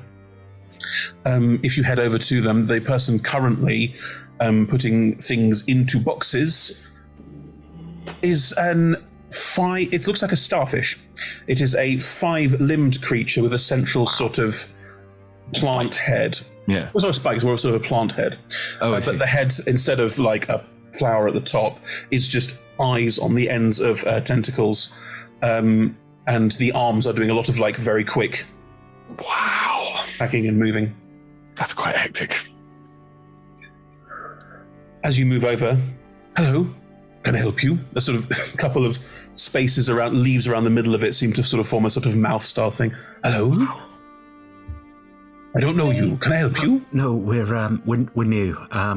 We also heard that this is where we can. We've got some food from our homes, and we were thinking we would like to donate some for everyone to eat. Oh, you are very kind. Thank you. What do you have to? Could I just have it? Yeah. You're very kind. We pack it and move it through the various boxes, and then we make sure they get handed out through the cooks to everyone as much as possible. Gosh, this is a lot of food for 3 people to carry. Is it, so I know that we've just arrived, but tomorrow we want to do something. So, is there stuff that we can look for specifically? Absolutely. There are various things that different people want. People have different ideas about how to let us all off here safely, and there's different groups have different ideas. You see, somewhere with like little things on it where people write what they want, and then you no, just, this isn't a video game. Select the quest. I want 1 apple. No, that seems like an early game quest. We'll do that one. Yeah. Darvax tends to keep an eye over all of it, so it's probably the best person to talk to about it. But meanwhile, there, I say hands, arms, flippers, feet, limbs. I mean, all of them are still moving, collecting things and moving things around. I'd be very happy to help out, but Darvax tends to keep the sort of widest range eye over all the different projects and ideas that are out there, so... All right, we can check that out in the morning then. We'll have a word with Darvax in the morning, yeah. Fantastic. Thank you so much. This will help dramatically. Well, we want to help. We want to be of use. That's very good. I'm Arvin, by the way. Nice to meet you, Uslan. Uslan, one of the limbs will come up. Pleasure to meet you. Goes up for a handshake. Yeah, shake. Good work. Excellent. A pleasure as well. Another hand comes out for you. Astel. Another limb comes out for you. Great pleasure to meet all of you. Hopefully you can find stuff like this tomorrow if you are going out looking for food. It is one of the things we need doing, but not the only thing. So, thank you. We'll see you around. You will. I tend to be here. My species don't sleep, so... Oh, interesting. Amazing. As long as we... I know, that's like so interesting. Good, though. Like, it's just so great, and you can just pass time because you're asleep, and you don't have to endure the time. Like, it goes. I have to say, this comes up a lot for some reason, but let me just be very clear on this. While I appreciate your sentiment, I never have to spend 9 hours defenseless. No, just keeps moving. That's fair. Fair point. Anyway, like blankets, though. I mean, I'm sorry. We should. We're gonna go sleep. Gonna go snuggle down. If the 3 of you go back to rest, it's nearly time for the break. But I have one more. I have one thing to do before I go to sleep. Sorry. I have one thing to do before I go to sleep. Do that first. We'll just like string up into a hammock. Yep. With Samuth. Yep. Hey, Lathander. I know we haven't spoken in a very, very, very long time, but if you could pass a message to Mum and say that I'm grand, that would be really helpful. Thanks. There is no reply. No, there never is. Oh, wow. Fascinating. Okay. As I'm about to go to sleep, put the hand back on the sword. I'm like, if you're playing some kind of long game to try and make me seem defenseless, I'm not doing it. This is whatever contract was set up with my ancestors or whatever. I'm not. No. Wow. Amazing. There's no reply. I didn't think there would be, but just test it. Yeah. Just test it. I just hear a voice going, "Fine." I'm like, no. Yeah. You hear nothing. I didn't think I would. At all. Until. Is Etulus right? Do you feel a little bit bereft without your weird patron who is definitely not okay? You can't hate the night if you've lived your whole life without light. Yeah, so there's a bit. Nice. Yeah, there's a bit of an absence. Yeah. Atlas may look at you and go, "Do you want to try now?" I mean, I sort we of can wait. No. Wow, that's a really sort of lifting back my arm. That's a really impressive bit of attempt there. Glance down at them, glance up again. Yeah, just really. Okay. Oh, fine. Okay, I'll tell you what. See if you can do it without me noticing. That's my challenge. That's maybe if I gave it to you, the sword would just assume that it's been handed over. But yeah, make it a challenge. Surprise me. Okay. Surprise me. That's a dangerous thing to say in this game. Realizing I also nearly said you can experiment on me earlier. This is why I end up being a warlock. Because I'm like, yes. Already shipping it. It's fine. Yeah. Stealing someone's sword. There's all sorts of imagery. Anyway,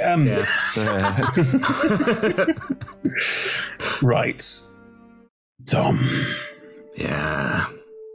As Uslam goes to sleep.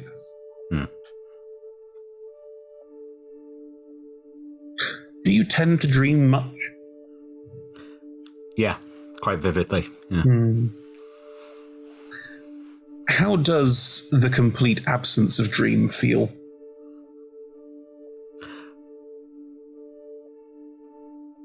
Again, the absence, the void, and also that feeling of like when you lose a tooth and you spend the rest of the day just putting your tongue up. Yeah. It's just, and also, I think that's when I wake up where I'm like, what else have I lost? You know? Yeah. Well, it's particularly bad for you, which I assumed it might be. All of you, while you are sleeping, do not dream. For some of you, that might be new. For some of you, that might be normal. Who's to say? Rascal. Okay. But I'll tell you as players, I won't tell your characters necessarily. No one on this plane dreams. That's a horrific... Oh. Wow. That's where we're going to take our break. See you all in 5-10, everyone.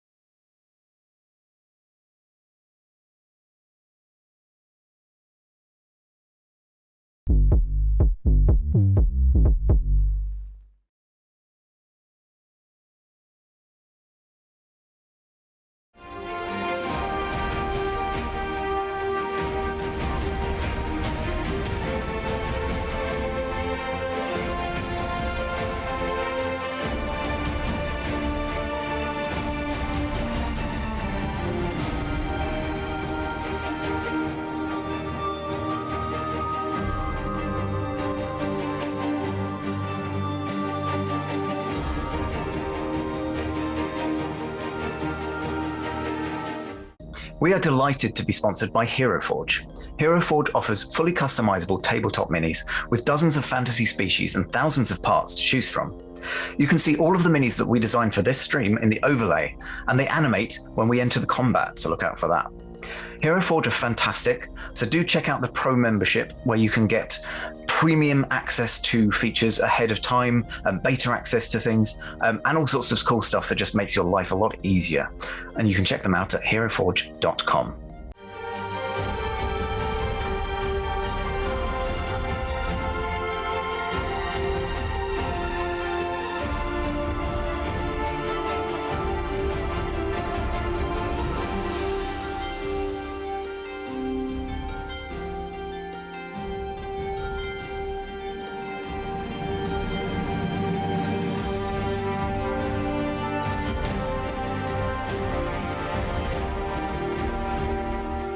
We are delighted to be sponsored by Ultra Pro. They make accessories for D&D, Magic the Gathering, and more. My favourite part of the collection are their figurines of adorable power. Here is their Gazer.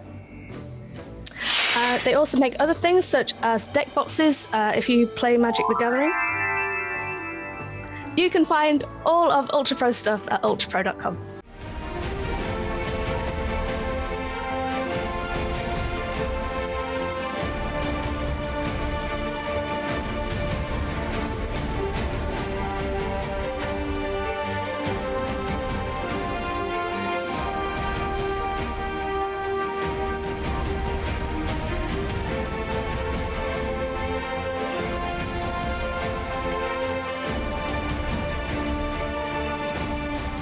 Hey friends, check out our new sponsor, Phoenix Dice, for a carefully curated menagerie of click-clack math rocks for your delectation. Check out their entire selection at phoenixdice.com, and just so you know, Phoenix Dice are all about living gloriously in the worlds of tabletop games and sustainably in this one, which means their dice are working to be recycled, their packaging is recycled, the dice are made of sustainable materials. It's all great stuff. You should definitely get involved.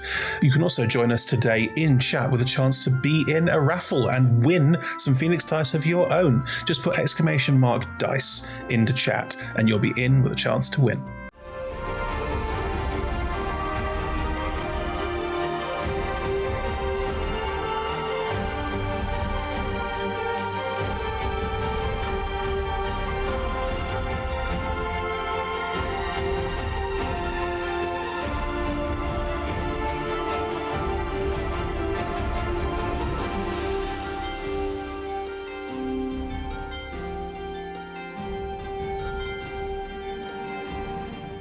We are proud to be sponsored by Alchemy RPG. Reimagine your gaming experience with Alchemy. They're focused on creating immersive, cinematic experiences everywhere you interact with tabletop role-playing games. Playing a game, creating a world, streaming, watching live games, discovering new content. Look at all the cool stuff that they are doing there. You can use environmental motion art, scene-based music, seamless character management to run your games over the internet, with upcoming features including homebrew content, streaming overlays, and spectator mode. So go and check out alchemyrpg.com.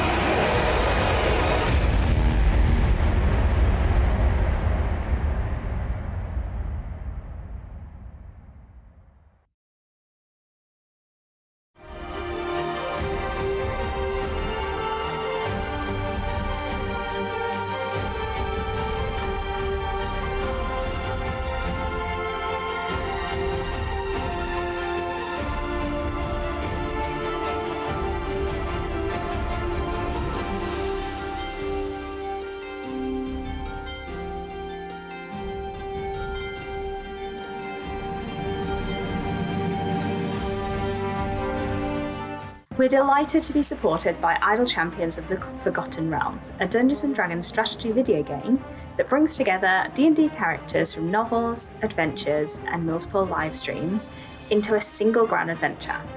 Select your heroes and formation and battle through waves of monsters for free on PC, phone, PlayStation, Xbox, and Nintendo Switch. You can pop exclamation code into chat for a free Electrum chest.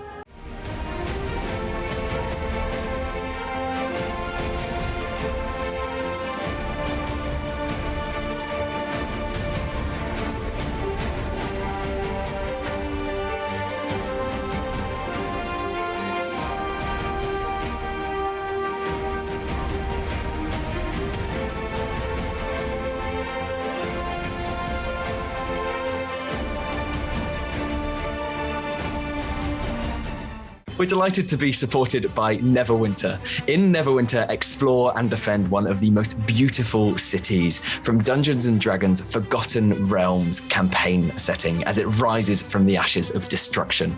Epic stories, action combat, and classic role-playing await those heroes courageous enough to enter the fantastic world of Neverwinter.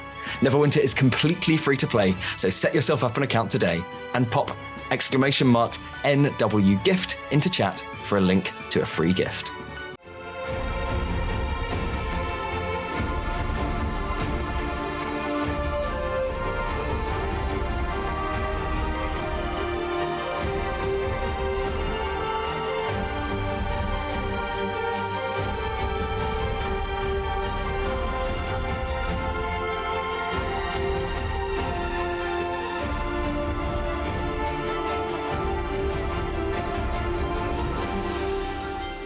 Check out our wonderful supporters Elderwood Academy, who make beautiful bespoke gaming-themed gear, including hex chest dice boxes, spellbook deck boxes disguised as bespoke ancient arcane tomes, and scroll and codex dice tower and rolling tray pairings.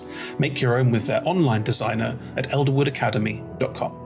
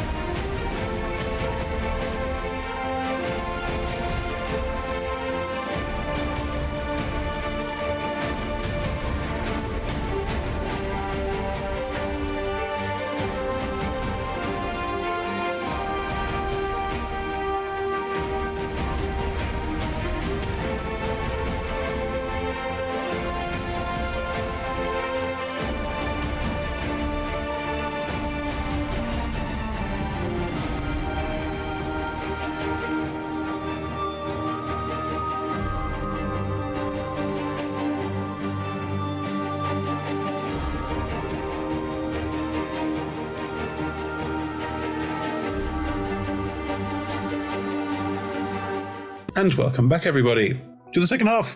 As I should have said at the end of the first half, all the party members have leveled up. Oh, yes. Hey, level 2. I think most of you probably doubled your hit points. Yes. Yeah. Still doesn't make it impressive, but at least it's something. Either way, you all wake up in the Survivor's Cave refreshed. You do have had a full long rest. It's probably quite dark out at this point because you slept through most of the late afternoon and early evening. So it's probably like you awaken to realize it's quite dark at the moment, but there are spots of light around outside that you can see. Look like they are not from the sun. I will wake up early to spend some time with my spellbook. Mm-hmm. Nice. You have leveled up. Begrudgingly.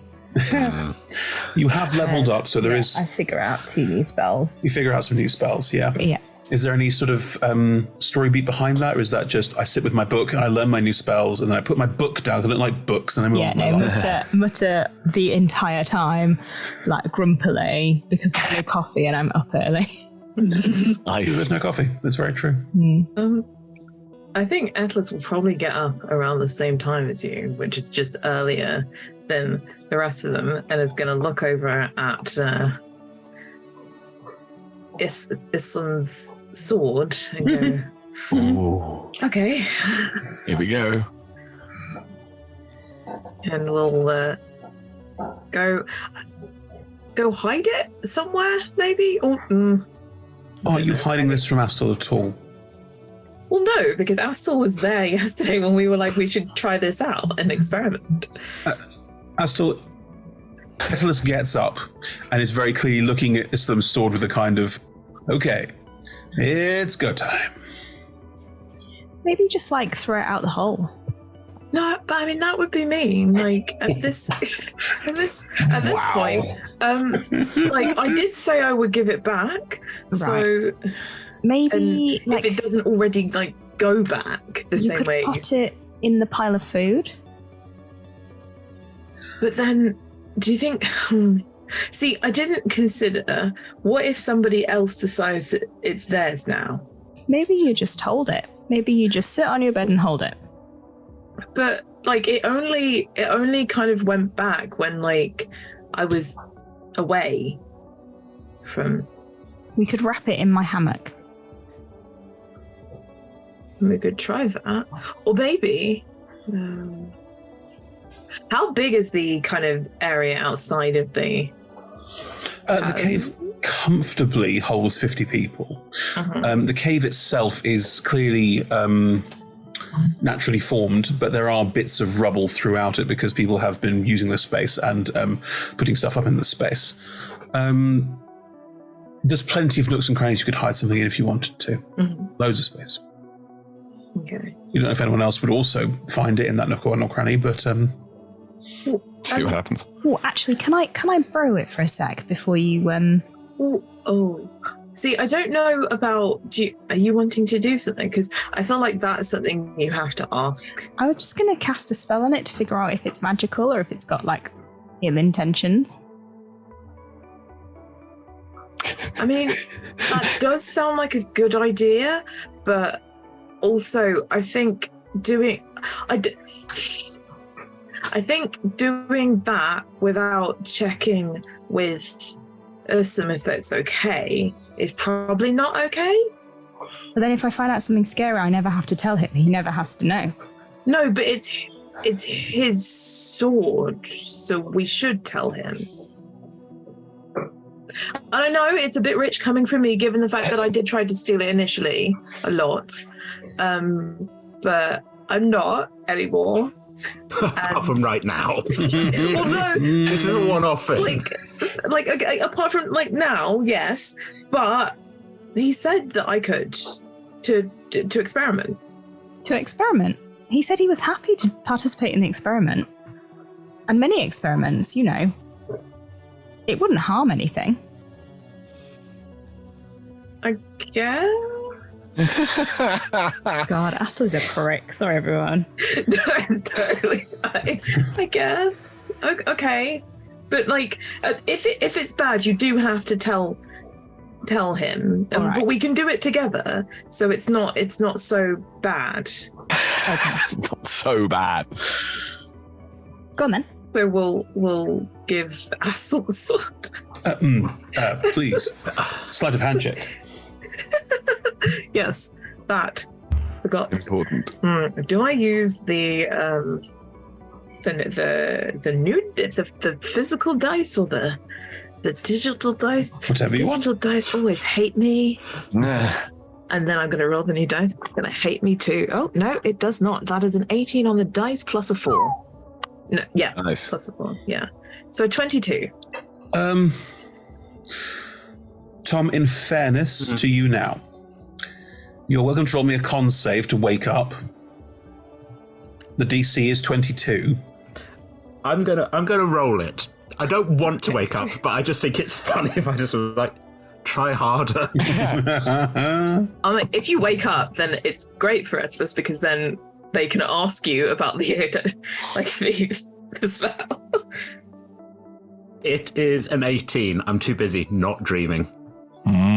The cold, long sleep, the darkness. Yep. The void. The void. Probably fine. It's probably fine. I've still got a soul. Everything's fine. Everything's fine. Yeah. Atlas, you pick up the sword and you remove it from Islam's belt. Let's not go into the mechanics. You remove it from Islam's belt. You have the sword and the scabbard. You take the whole thing. Like, does it look different to me? From like, if I It's not as. It doesn't look anywhere near as enticing. Ooh. Part of the reason why you were being a bit like, probably shouldn't, is that you actually felt like you didn't really want it that much anymore. Something about there was no wicked soul within demanding to be freed or whatever. You're not sure. There was none of the lure of crime. Forbidden fruit. The lure of crime. Lovely crime. The creature used to be in this sword was filth. So it's up to you how you want to take that. Okay. Please come and steal me. It would be awful if you. Ooh. That's an amazing idea. Ooh. So maybe Atlas isn't all bad. They were just charmed by this thing. No. Whatever helps you Atlas sleep, definitely bud. make the decision to do it in the first place. Right, so we'll kind of sort of nervously hang the sword to Astel to do the thing. Cool. All right. You pick up the sword, and it feels a bit less like this cool, exciting thing that you nicked, and that was cool, and more like a hunk of metal. I'm going to get out my tiny dagger Yes. and start drawing little runes in the air over the top of it. I'm going to be doing this for the next 10 minutes. Occasionally I just like whack my hand in the air with no concern as to who or what is behind me. I'm dodging out of the way because I'm definitely looking over your shoulder.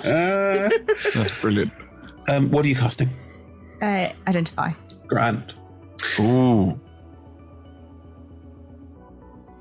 This sword is not magical. Moreover, it feels like this sword was magical, but the magic is leaving it. It's almost as if there's someone's... It's almost as if this sword is a bath and someone's pulled the plug. Whatever was in there is fading away and slipping away from it and is draining out of it to somewhere you know not where. It's like the magic's being drawn from the world. Whatever it was connected to is leaving it, so probably won't be seeing crazy fire person again. I think that's definitely a good thing we can tell him. Yeah. But his sword's not magical anymore, so you know. As you finish your identify spell, you realize that the identify spell too is being drawn into the void. And there's a faint hint as it goes of something, you don't know what, something pink and purple and green. Can I... That's not a good combination of colours. Richard? The Joker! How is that not a good combination of colour? Oh yeah, great, if the Joker's turning up. My attention is immediately going to leave the sword because that's not interesting anymore. I'll just pass it to us. Pass it to Italis. Fine, done. Can I ritual cast Find Familiar on Samus to try and change him into a bird? And see if it also gets drawn out.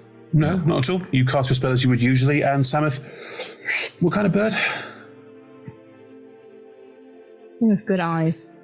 What? A hawk. A hawk. A hawk. Samus was now a hawk. I know you hate being a hawk. I know you don't like flying. However, I know, I'll give you so many belly rubs. The hawk will roll over on its back, something that birds never do. And will sort of roll around on the ground like... Do you want a belly rub now? I thought it was better when you were a cat. I will tentatively do little circle motions in the feathers. It'll get up. It's not the same. No, I know. I'm sorry. Its wings are dusty now. Just perch here. Hawks have a surprisingly big wingspan and will flap up and land on your shoulder rather heavily and awkwardly, making you feel every second of the discomfort that Emma feels at not I being am a cat. sorry. So,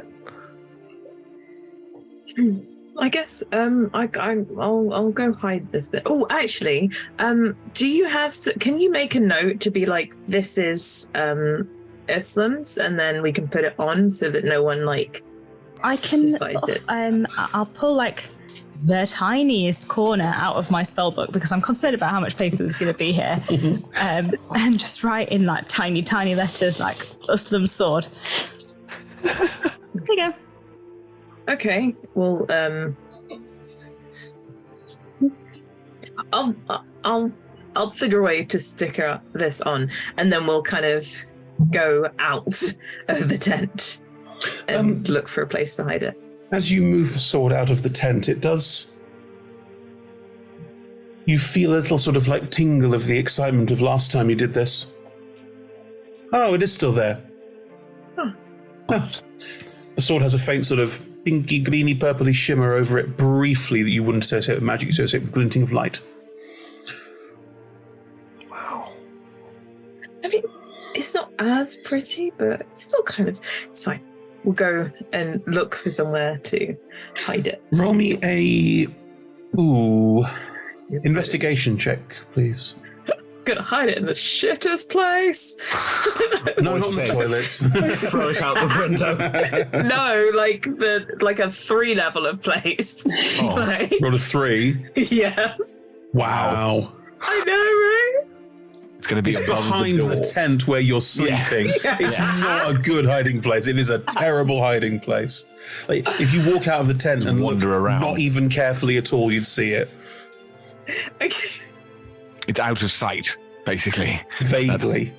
I think what actually happens is that I'm looking at the sword and going, oh, maybe it's not. And then I get distracted from the task of hiding it. And that's why I don't actually hide it. I'll just put this down here. Now, what was I doing? Yeah, I can imagine. Yeah. Mm-hmm. Yeah.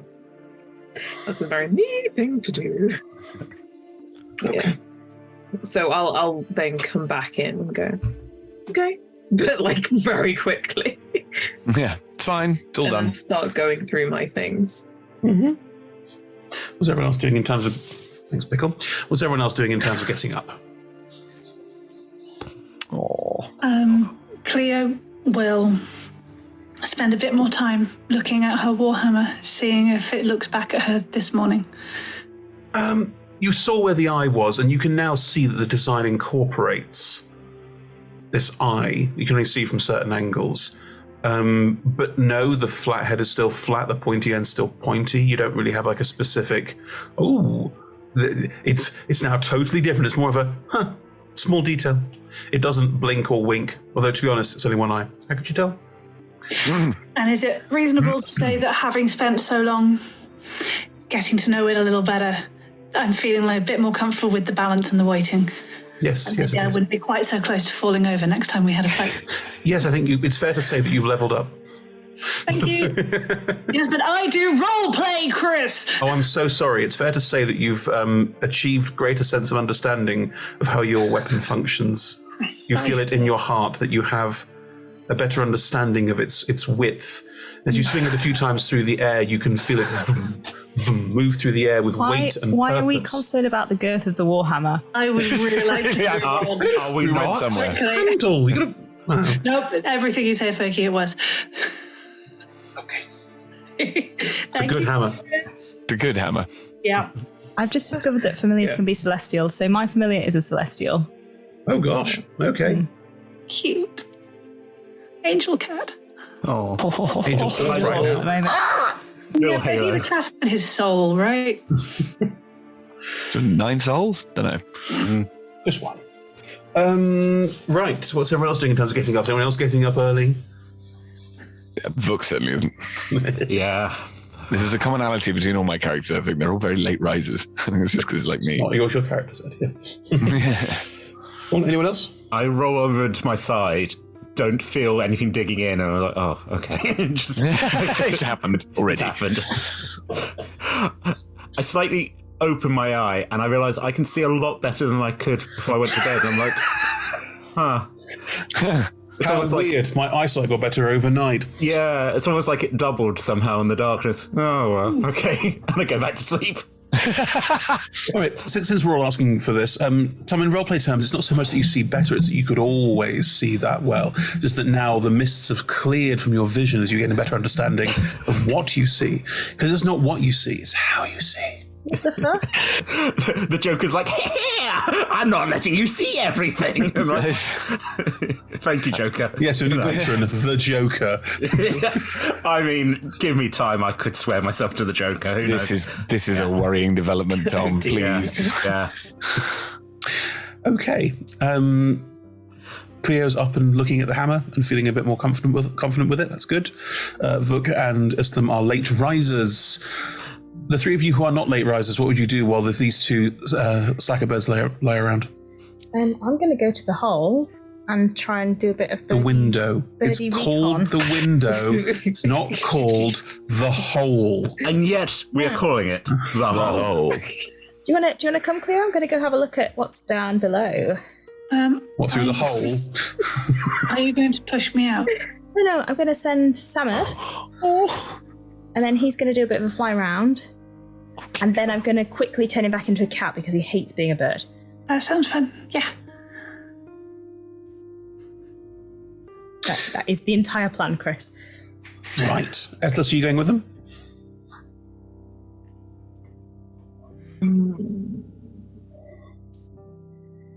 Wow, such deep thought in one so young. Choices. The whole kind of borrowing Issam's weapon has made Atlas think about their own weapons and is now kind of stroking their bow. So they're just gonna kind of sit with it for a bit and be like, yeah, you go. Cool. Probably for the best. Atlas might have decided to use Samuel as target practice, and that would have been really awkward.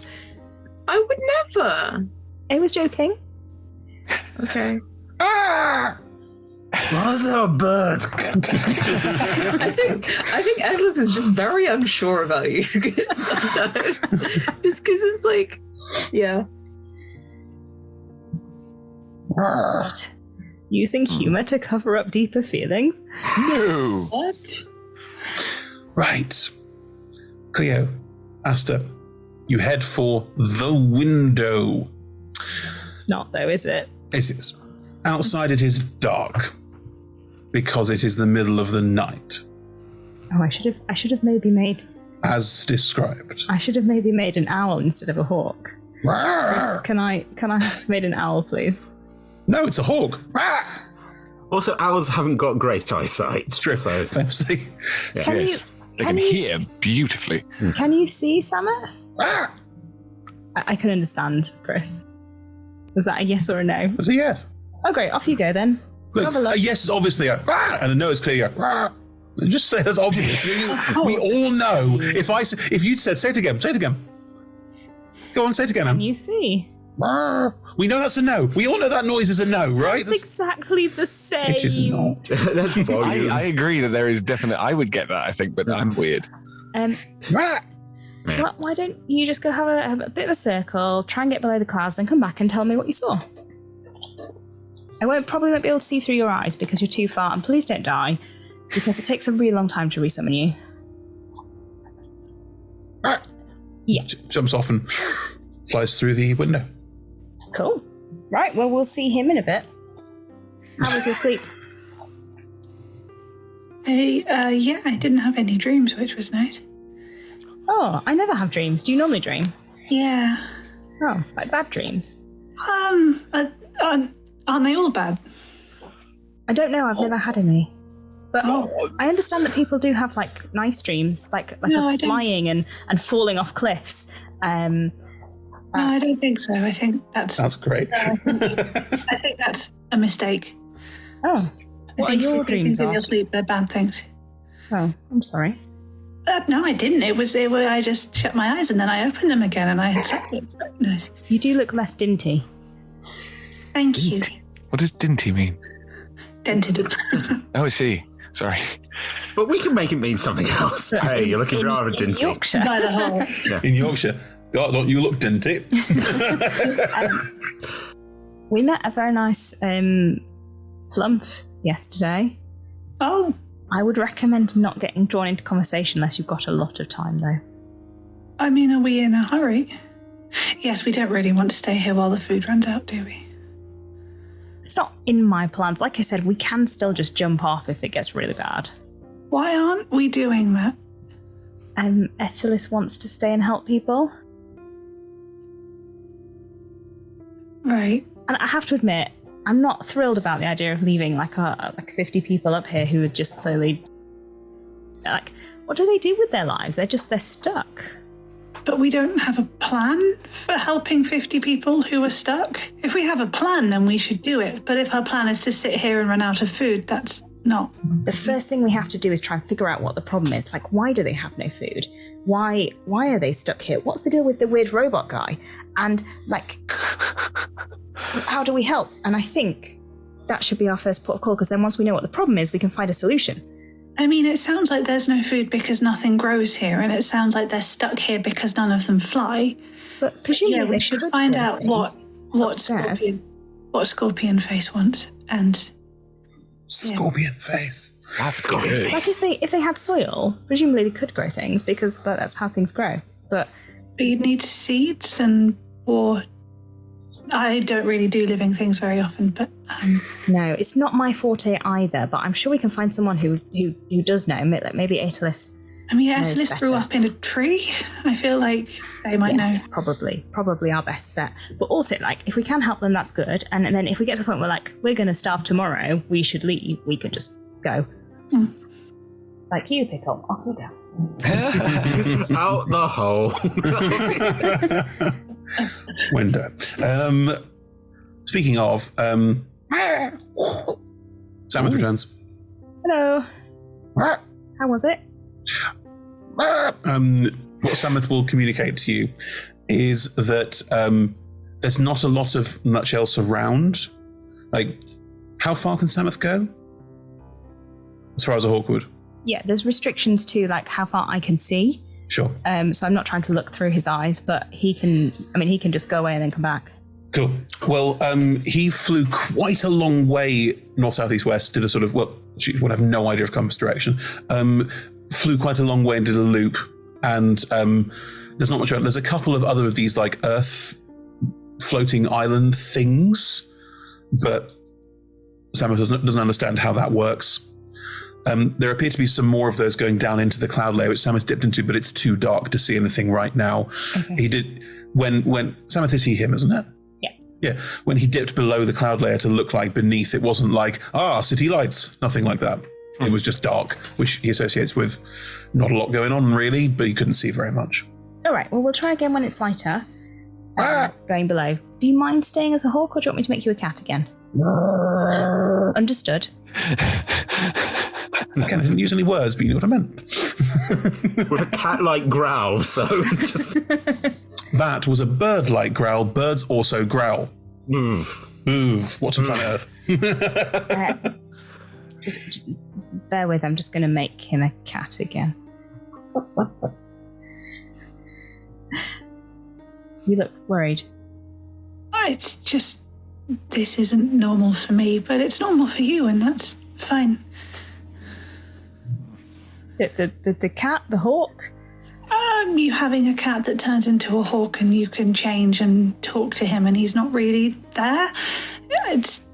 There wasn't anyone like that where I grew up. Sort of a present from my mum, I guess.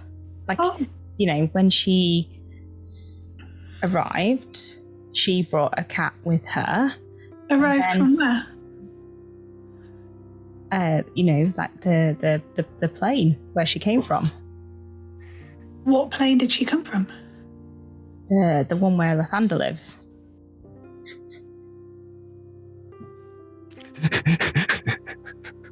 Your mum lived with Lathander? Well, yeah, obviously. Why is that obvious? Oh, yeah. No, that would make sense. She's a celestial. Like, she was up there, and then she came down here. Okay. And then she had me, so then she stayed for a little bit, and then she was going to go back, but that was going to be in like a week's time, so I have no idea.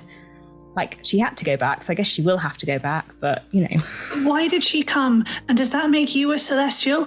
And why was she going to go and leave you? I thought you said she loved you. Oh. She wants to have a baby. And you can't do that with Lathander? I don't know. Okay. He does be very picky.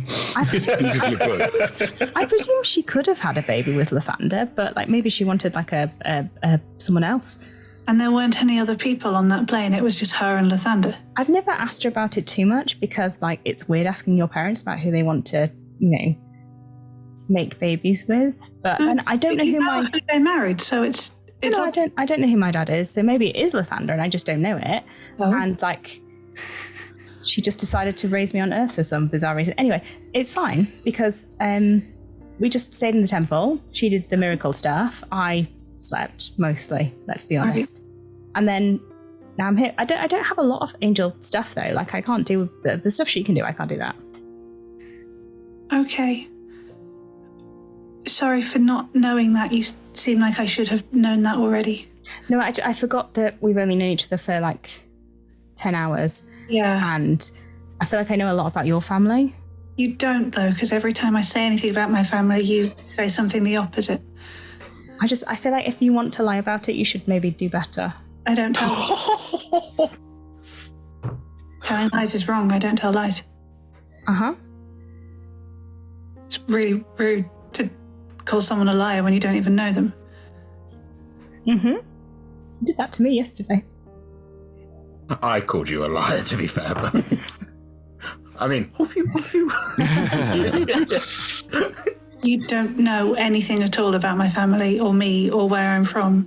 And I don't need to know anything about you. You don't have to yesterday, tell me. Islam called you a liar because you said you didn't know where the key was and then you said you had the key. That was a lie. Whereas I'm just telling you things and you're deciding not to believe them. I could give you a list of all the things you've said that contradict your story if you like, so that you can lie better. I'm going away now. This was an enlightening conversation. I really am glad that you have so much confidence in who you are and who everyone else is, and I hope that serves you really, really well. How so far? As long as you never need friends. Sounds good. I'm going to go off for... you're wonderful. I'm going to go off for a walk and find someone to talk to that is far away from my party. Samith will stop being a hawk and start being a cat. And we'll just look up at you, Astel. I don't need any other friends. I got you. You're judgy enough. What? She thinks she's a great liar and she's shit.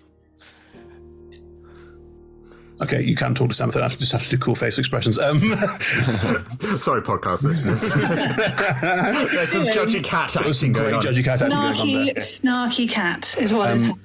What you will get from Samith is, not everyone likes to be called on their bullshit, right? Yeah, but it's really fun. And like, if you want to keep things hidden, maybe people should tell you when you're not doing a good job of it so that you can do a better job of it. Maybe she's keeping things hidden because she's genuinely scared, sad, unhappy. Maybe it's not trying to be a good liar. Maybe it's trying not to be honest about something that sucks. Yeah, well, everything sucks at the moment, so like, get used to it. I mean, that is your call. I'm a cat. What do I know? We all know that you're not a cat. I am a cat. You can be a cat and be an angel at the same time. It's perfectly fine. If I kill you, will you go back and see him? Can I ask you to pass a message? You know what? I don't know. And therefore, please don't. Yeah. Because that seems like a risk. Okay, but if you die accidentally, would you just, pass on a message? I don't know. Maybe. Okay. What's the message? Why is there a cat being noisy? What's going on? No, this is also apathy. The cat's just looking at you. You're getting all of these facial expressions, but no noise. The question is, the message. Well, maybe it's a question. It's like, what is going on? Where are we? Is Mum still okay? So when I return to the Lord of Light, Yeah. the Morning Lord, the Lord of all things good and holy, Yeah. Your question is, what is this? Where are we? Yeah. Okay. And is my mum okay? I don't see what's unreasonable about that. He's supposed to care about people. That's what the priest always said.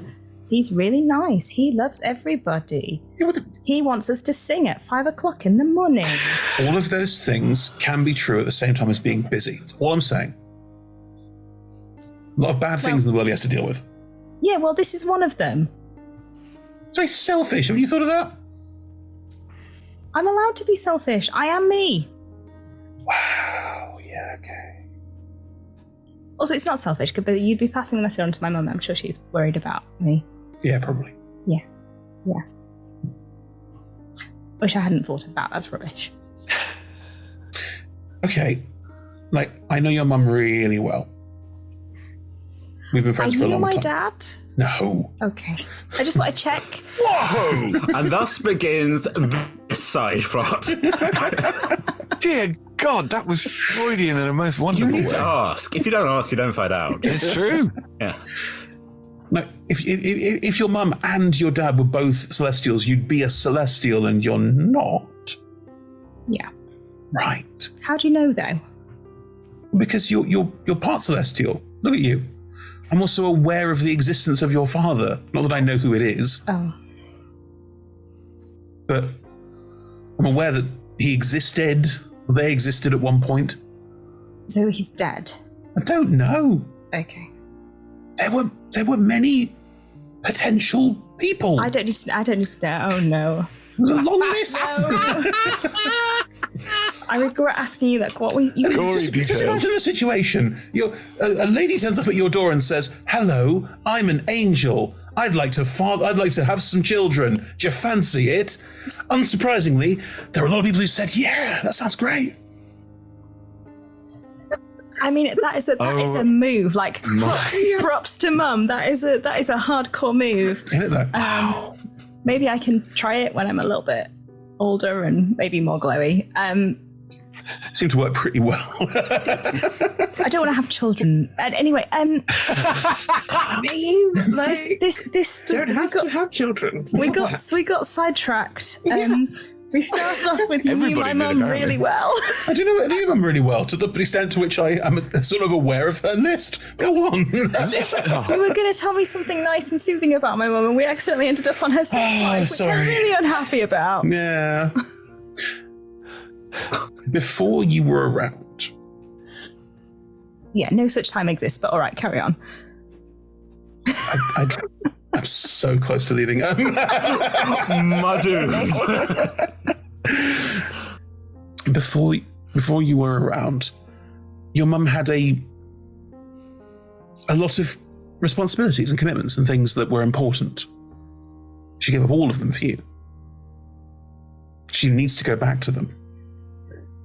She took more time than she was supposed to look after you and raise you. What do you mean? And clearly did a fantastic job. I am lovely. Anyway. I am brave and I can do magic and I am trying to keep everyone cheerful apart from maybe Cleo, who possibly I've insulted. And maybe you could be someone's friend and be empathetic. You have to cry in front of them and I don't want to. You don't have to cry in front of them to be empathetic. Okay. This is a long-going conversation. But yes, in short... They all cried and now they're all besties. If that's the criteria, I'm not doing it. Criteria. I don't think they are. Criteria. Tom. I mean... It's your prerogative. Do what you want. I'm saying, in answer to your, in response to your earlier question, your mum had a life before you, and will have a life to go back to when you're off doing your own thing. Will she worry? Probably. But it's not like she's going to be sat around with no one to support her. Or for her, a shoulder for her to cry on. Not that she would. Not really a crier either. No, well, she's the one who told me, like, don't cry in front of people. You don't want to show them you're weak. Yeah, you're a great family. She's really nice. Yes, she's lovely and considerate. Are you saying I'm not considerate, or that she's not considerate? I've lost track of your tone. You could try and learn. Really sarky. You could try. I'm a cat. What do you expect? You could try and learn. Just saying. Bee in your bonnet. Is there? Wow. Meow. Yeah. The fake meowing is really rude. Meow, meow, meow, meow. Wow. I will throw you out of the hole. Please don't. I don't know what happened. No, I know. I didn't mean it. I'm sorry. Okay. I'm just stressed. I understand. I'm going to go and... Maybe you can go and talk to your friends about it. Or we could go and find out about the mechanical people. Find out where okay. I'm down. Hey, you want to go and find someone who is explicitly not your friends? Pretty much. Looking for anyone in particular? Someone who looks like they aren't going to ask me rude questions about my family. Gosh, that's a really, really long list. That's a broad brushstroke. My family's fine. Cool. You find the one person. Family's fine. Are they, though? Someone gently sort of, parental looking, just sort of, and like kind. A kind parental looking person. Fine. Don't read things into this, Cleo. It's fine. Yep. Most people. Awake. I know it's the middle of the night. I don't want to actually wake people up. That is not how you. Hello. I need to talk about my family. Most people are sleeping. It's night time. I did say that there is someone who doesn't sleep, quite notably. Mm-hmm. Which, were you present for? No. No, I was asleep. Cool. If you move through the space, you'll see in the center of this, by the pile of things, there is a five-limbed creature that is... It was sorting things. You wouldn't have seen this earlier, but it's currently sat quite still. Just it's definitely a creature. It's moving and it's got eyes and it's got a sort of weird, long, elongated mouth around its central trunk. But you would recognize it as definitely a creature, but it doesn't like many creatures you've ever seen before. What sort of sorted stuff are they sitting near? Bags, empty bags mostly. There's boxes upon boxes of food. Clearly all the food people have found are going to be doled out to everybody. There's people just sort of sitting there. If anything, they're probably whistling. And it's not a sort of lovely... It's more of a sort of a... Nice. It's more like heavy breathing, like light breathing with a light tone underneath it. Like the wind rustling through leaves. Lovely. Are you who I should give rations to? Sorry, hi. No, you're fine. Yes, I'm the person to take in the rations. Sorry, I think, I was asleep earlier, and I will hand over 5 of my 10. I won't obviously have 10 and give 5. Get them in the other pocket. No, that's fine. Gosh, you're with the people... I've lost the accent, sorry. You're with the people who arrived earlier, aren't you? Yes. I must say, you carry a lot on you. They told us to be prepared. I think they're more meant for like a day trip than doom and death, but you know. Oh, I see. Well, that makes sense, I suppose. We weren't in the process of bringing things, so it's makes sense that you just set out. Good. Well, this is very helpful. Thank you. We'll put it to good use. Can I ask you some questions? Is that rude? We've only just got here, and Darvax seemed very nice, but said they'd tell us things later. But it's hard to sort of. You can go and talk to them if you want. They're they don't sleep either, so they'll be in their tent. They seemed important, and I don't want to bother them. Oh, you can if you like. If you want to ask me something, you're more than welcome to, or I can point you in the right direction for Darvax if that's better.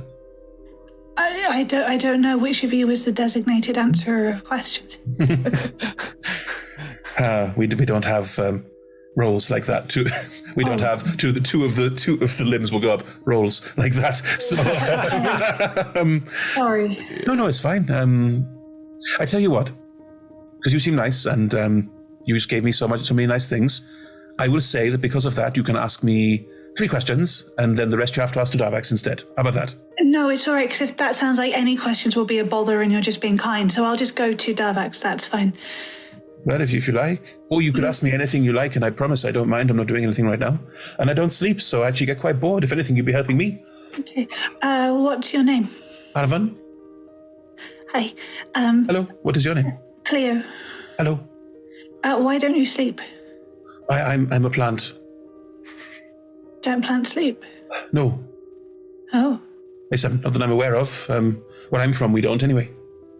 That was 3 questions. Thank you very much for your time. You can ask me more questions. Honestly, I find you interesting and you're passing the time for me. Okay, that's very nice. Thank you. Of course. So, Cleo, where are you from?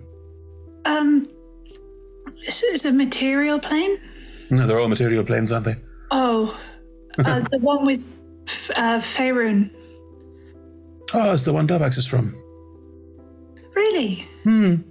Well, spend the most time in. Okay. We were talking to all those insects that turned into a giant scorpion face that did a lot of shouting at us. Yeah.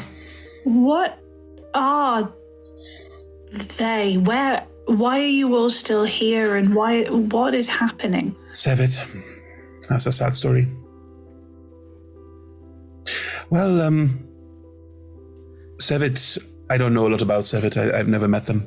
But they are in charge of the sink. That bit in the middle where all the chains go, that is theirs. I think it's their ship, I'm not sure. They take people in, like we do, but they force people to do work for them. Those little robots things, the little things that go around and picking stuff up and going through. They're creations. He made them.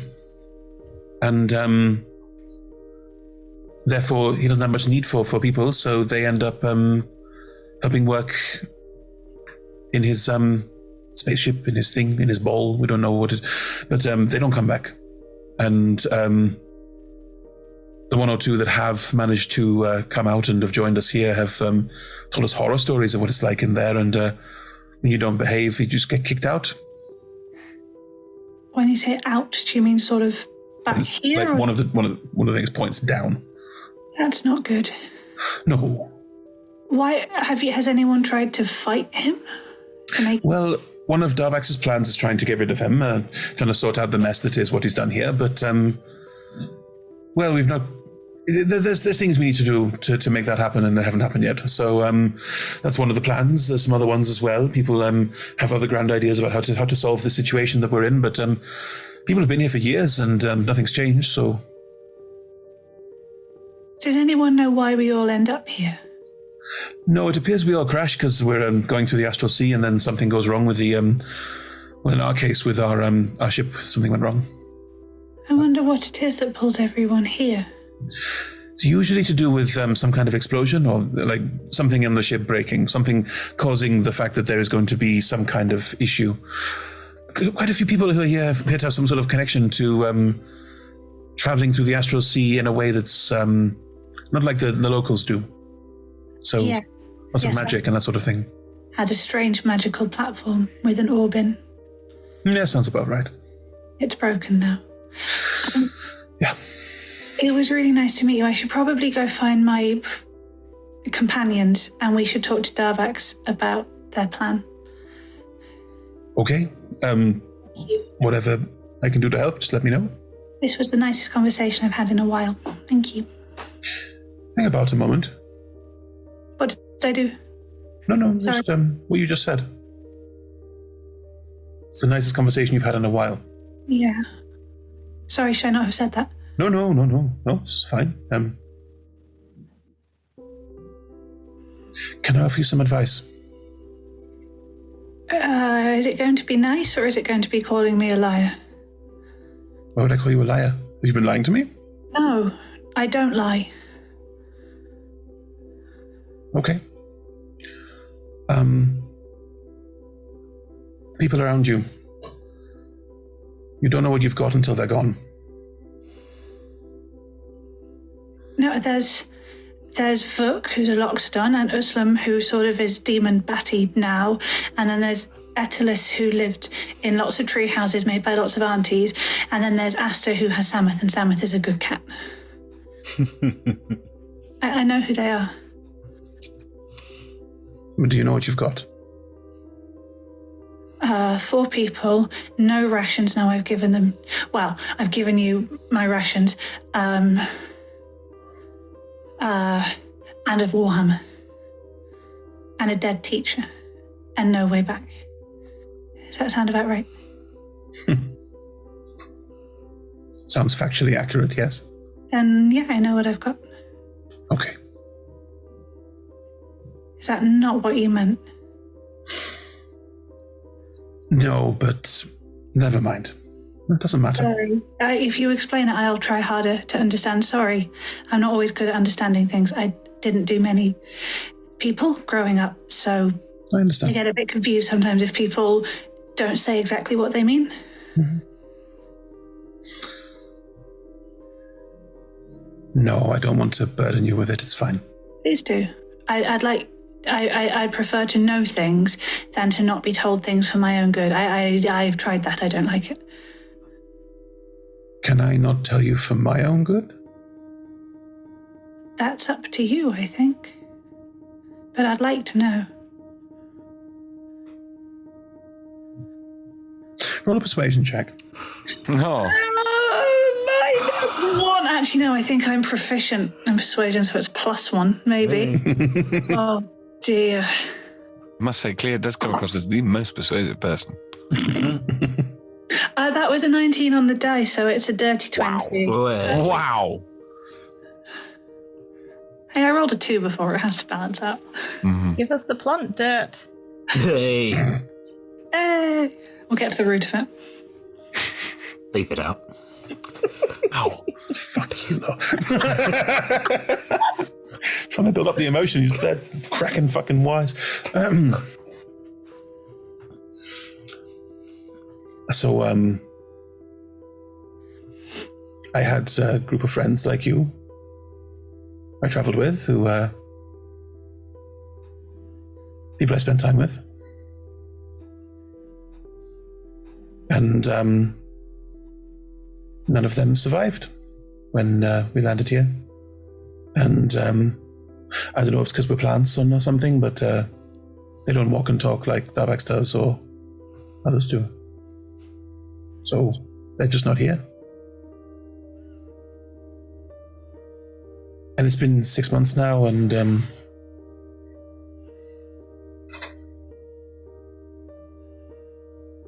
was never that close with them, you know? Like, I was all right. Like, spent time together, spoke. I told them things, not all the things. And all I can think now is how much I wish I'd told them. You can tell me things if you want. I know it's not the same, but I'm sorry about your friend. No, it's fine. Thank you. Okay. I tell everyone things now. Some say it's annoying. It sounds nice. If I ever make any friends, I'll try it out. Okay. Well, thank you very much for the rations. Go in the box. Yeah, I'll go find my companions and find Darvax, but thank you. You're welcome. It was nice to meet you. You too. As you leave, you'll once again hear the slow, faint whistling.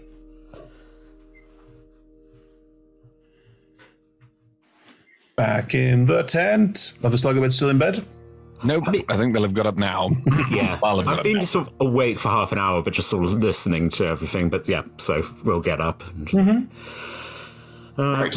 Morning. How you sleep? Well, I think I feel better. Good. That does help. Good night's sleep.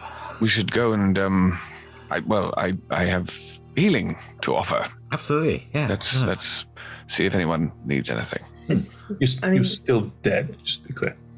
Yeah. Thanks for the reminder, Chris. It's like, oh, I feel so much better. Still dead, like this. Yeah. It's it's pretty late outside, like dark and stuff. So Seems pretty light. But, okay. No, it's it's midnight right now, isn't it? It is very ish. It is very dark outside, and there are spots of light in the main room that you would probably have just gone, someone's cast a light cantrip, because it's a very common thing to do.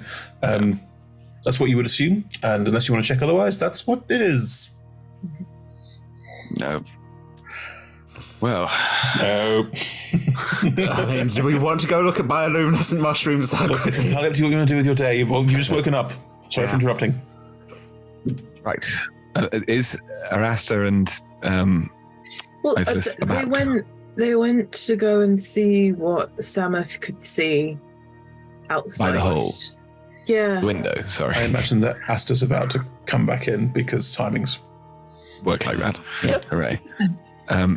Yeah, in which case it'll Vuk will get up and try and compose himself as he would have done before, and in fact praying and such like. Sure. I'm trying to think. I think usually there would be a sort of thing of like trying to at least touch and commune's far too strong a word, but do you know what I mean? Sort of have contact with some plants, but you're saying that there just aren't any. You've not seen a single plant in here. Wow. We've seen one plant. You've not seen a single inanimate plant in here. Vuk hasn't seen the plant yet. No, exactly. Yeah. So in which case, yes. Touching my leaves? Why? What's going on? You want to know how this makes me feel? I can tell you all my feelings. I will just use the... Sad, mainly. You will just use the... so useless. We'll use the reliquary instead to pray to that, but sort of go about the business of getting up. Sure. It feels no different to you because you pray to Sylvanus by name and not much else. So not yet, anyway. Yes. Cool. Good. Well, yeah. Morning, evening, all. Morning, evening. Hello. Currently evening. Very dark. Did Samuth? Well, I guess if it's dark. Did Samuth see anything? There's other islands around, and he couldn't get below the cloud cover because it's too dark, but might be able to try again in the morning if I can persuade him to be a hawk. He's not very pleased with me at the moment. Oh. Because he didn't want to be a hawk, or did you actually throw him up the whole window? No, he's pissed Where's off at me Cleo? because I told Cleo the truth and then she stormed off. Oh. That's a shame. Okay. Wait, no. What truth? Right. Samuth does one of these, and sorry, podcast listeners, Samuth raises his eyebrows in a kind of, are you sure that's what you mean way? Yes, that's what I mean. Well, maybe, I guess one of us should, should we go fly? No, wait, you need to tell Usam about what you learned about, so I hid your sword. I should just put it down. What? Okay. Look down at the. So that you also took the sheath. Didn't normally do that. Okay, so He did put a note on it saying it's yours, so no one will take it. well, good. But, because you said yesterday that last night when we before we went to sleep, we were experimenting, so we were just checking. But the magic's draining out of it. What? Like you can feel that the magic's draining out of it, and then when I cast the spell on it, the spell also drained out into this like sort of weird blue, green, pinky energy thing. Okay. But it's not all spells.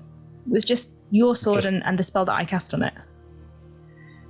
Which will do. You cast into it, like on it. So did it get drained into the sword, or yes? No, it's like a ritual. You cast it about the object. So like I made some symbols above it, and then the sword was like told me that it had no magic anymore. Well, that the magic was leaving, and then as the spell went, the spell also kind of like faded away. Sucked away as well. This is very odd. It was quite cool. I mean, it's fascinating. Okay, that's no. Thank you for checking. That's maybe it's not going to come back then if there's no. Are you upset with me as well now? No. Okay. No, you. Did you do it because you thought I would like to know, or did you do it because you were curious? The second one. Well, Yeah, that's what I thought you would. Yeah. I did say that. Well, okay, so I wasn't sure if we should, but then you had said that it was okay to experiment on the sword. So I said that when Asta asked that it was okay, as long as we made sure we told you exactly what we learnt, so you weren't like in the dark. Etelis thought you'd want to know. Please don't do anything to my club. What's this got to do with my club? Would you like me to? No. That's sorry. Because I can. That's what I mean. I think mine's fine. It's not. Well, it's certainly never whispered to me, so I think it's okay. I was more concerned about finding out whether we were in danger if, suddenly your sword takes over you again and you become a sort of terrible person. Well, I don't need a sword to do that. True. This sort of you become a demon, devil, terrible person. That thing. You told the story yesterday, and I was very curious because, a sword that sort of turns you into a tiefling, that's really cool, but the magic's not there. So you could stab someone else, and they probably won't turn into a tiefling. I'm looking at Vuck now. Just, yeah. Did you lose it? The thing that was in it? How could you have? I mean, if I've been abandoned... We've all been abandoned. I've been abandoned, but the thing that's keeping me going is gone. Wait, so when you say keeping you going, is it keeping you alive? I mean, it went... I've taken my arm off and I reveal it. There's just a scar over where my heart is. Yeah, so... Oh, no. I mean, on the plus side, if you do die, you'll just points in the vague direction of Faru. I mean... Nice to have you on board. We're getting into the complex of soul. Good phrase. Souls remain on the body, but... Say it again, Tom. We're getting into the concept of souls here. It seems that Reborn have the souls still in their body, and if my soul was taken into the sword and now the magic's gone, and maybe I won't come back. Maybe that's it. Maybe that's the roll of my dice. How can you... No, but you must be able to get back the... You don't want the same one, but can you not find another? Another soul? Why would your soul be in the sword? If your soul was in the sword and the magic was leaving the sword right now, you'd be getting fainter and fainter and less Ustlamy. And trust me, you're still as Ustlamy as you were like an hour ago. Uslam, look at the photo! You're fading away! That is my curse. I am doomed to be Uslam until the day I die. No, okay. Again, it's... Can we do anything to the sword? Well, I can bring it back. Yeah, no. So lean in. I'm like, hey, no, don't.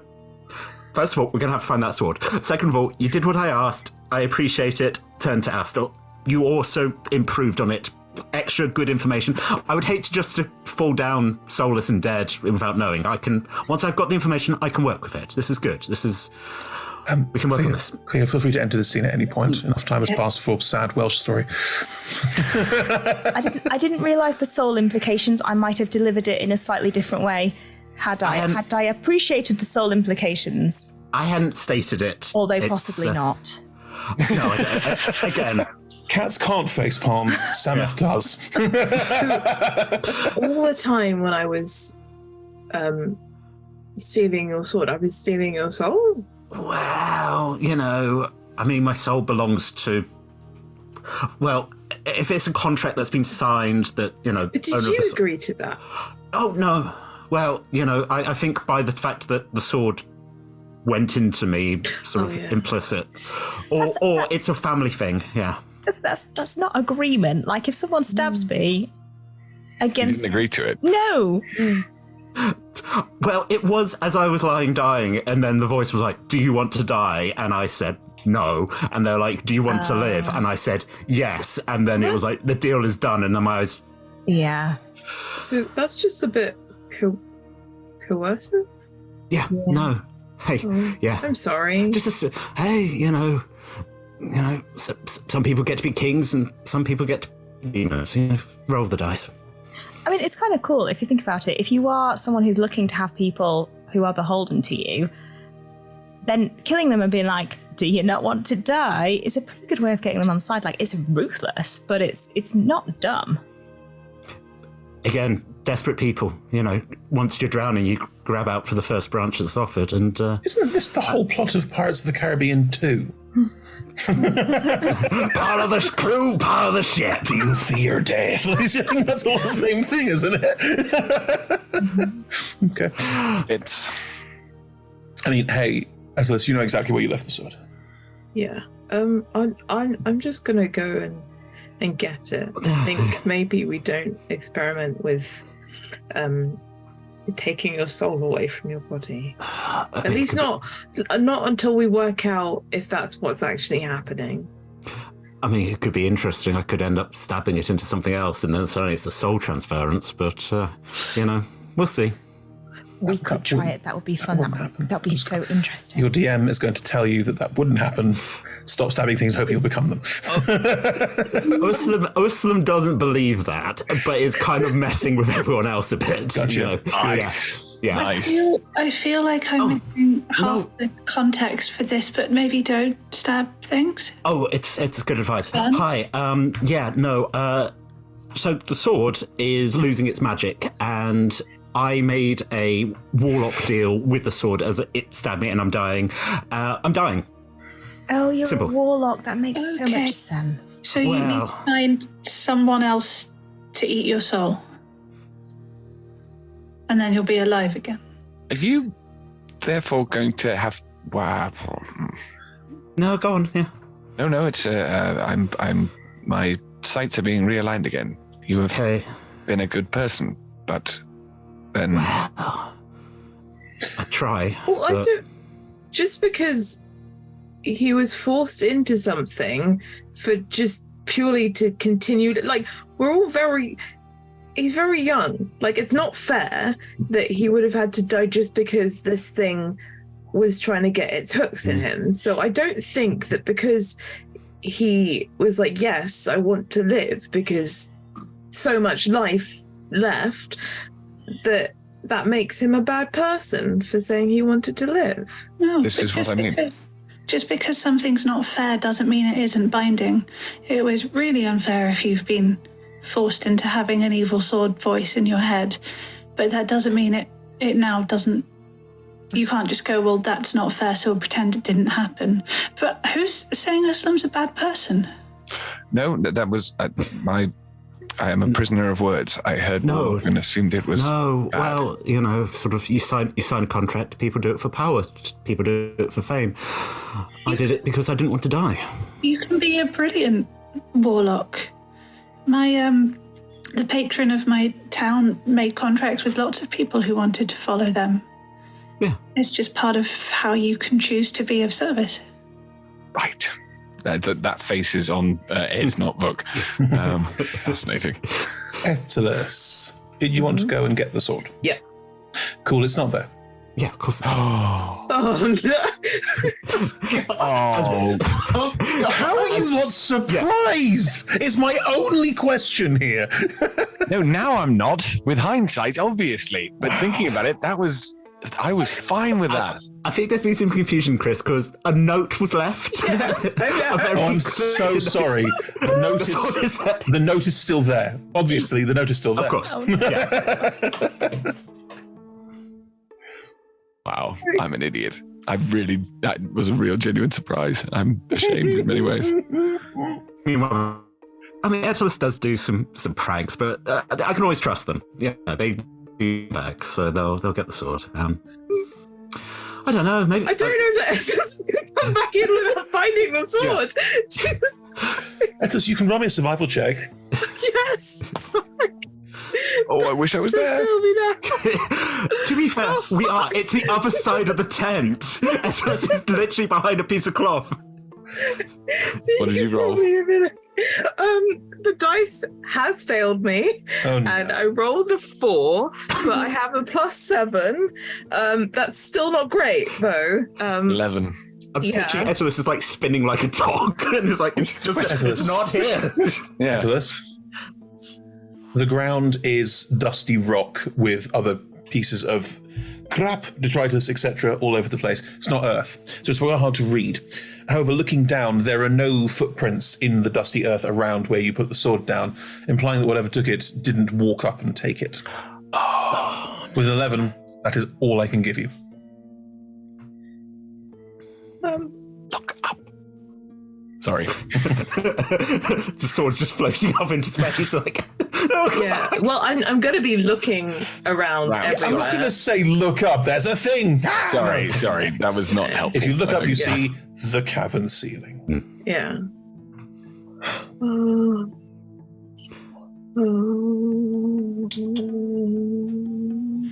Etelus is having a little. I've lost the cell. Do you say that out loud? If you do. Because you're literally just the other side of the tent. No, it's very much like, shit, in Etelus's head. Oh no, but. I think we should have been back by now. Like, it didn't take them this long to hide it the first time. Maybe they get distracted. You know, sort of like they see something else shiny.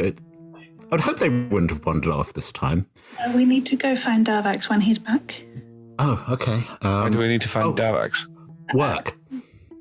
Oh. Well, we need to find out what the problem is so we can solve it. So I found out what the problem is. Oh, great. What's the problem? Oh, you won't believe me, but apparently Darvax has a few plans of maybe solving it, so we should find out what those plans are and how we can help. Yes. It's a very good idea. Okay. Yeah. I mean, I need my life sword, but I mean, I'll catch up with you if you. I'm going to go find Etelus to make sure they didn't just. Oh, you can wait. Yeah, we can wait. It's late after all, or early. It's very, very early now. I walk out of the tent and I'm like, where do they? Didn't actually say where they hid it, did they? Etelus, you still there? No, I would have gone like fucking anywhere else to look for the sword. Okay. You're just doing that thing of doing bigger and bigger circles around the thing. Yeah. Okay. Or trying to see who's awake, I guess. Oh man. Okay. Oh hell. You start looking for people who are awake.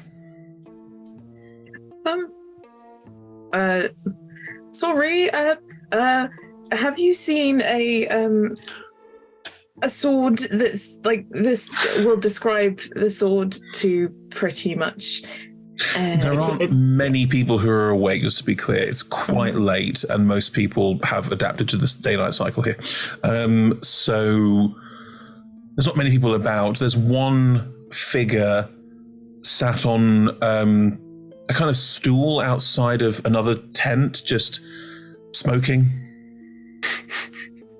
They've got very long limbs. They look vague. They look basically humanoid, but their limbs are very, very long. Wicked. Hi. Have you seen? Sorry. I have lost something very important to a friend, and it's a sword. It looks like this, and it was outside our tent. Okay. And have you seen like something? It's gone. Shit, that sounds bad. It is. How did you find the one person who's still got access to drugs? Rude. That's all right. I'll help you. It's fine. Gets up. He's like 8 foot tall, and it's all leg and arm. Mm-hmm. What did? Atlas can't focus on that. I'm just telling you. Just giving you a visual. So you said it was some. Describe the sword back to you. Long sword with some cool design shit. Okay. Okay. And it was behind that tent. Yeah. Yeah, well, there's nothing on the ground that says that something kind of walked up and took it, but other than that... That's not right. People here don't steal stuff. Like, what's the point? We've got so little. I tell you what, I can see quite well in the dark, so I'm going to go take a look for you and see what I can see, okay? Uh-huh. And they will just attach to the ceiling and then start climbing all around the ceiling, just having a scan of the whole space, looking for you. That's outrageous.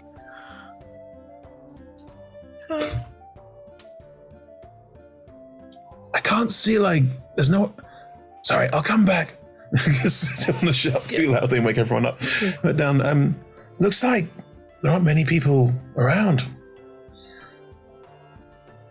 It's not like us to nick stuff off people here because we just cause issues, wouldn't it? Well, I only took it because he said it was okay. That was your sword. What? No, it's my friend's sword. I've lost my friend's sword. But you took it first. Yes, because he said it was okay. Not cool.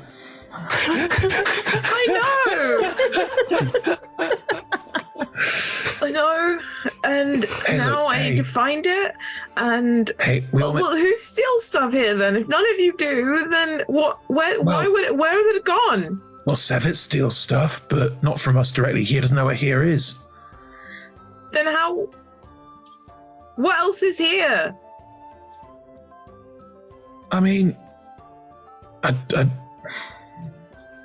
look, you knew here. It's got my friend's soul in it. Yeah, I understand that's pretty rough. But you're new here, so let me just explain something, right?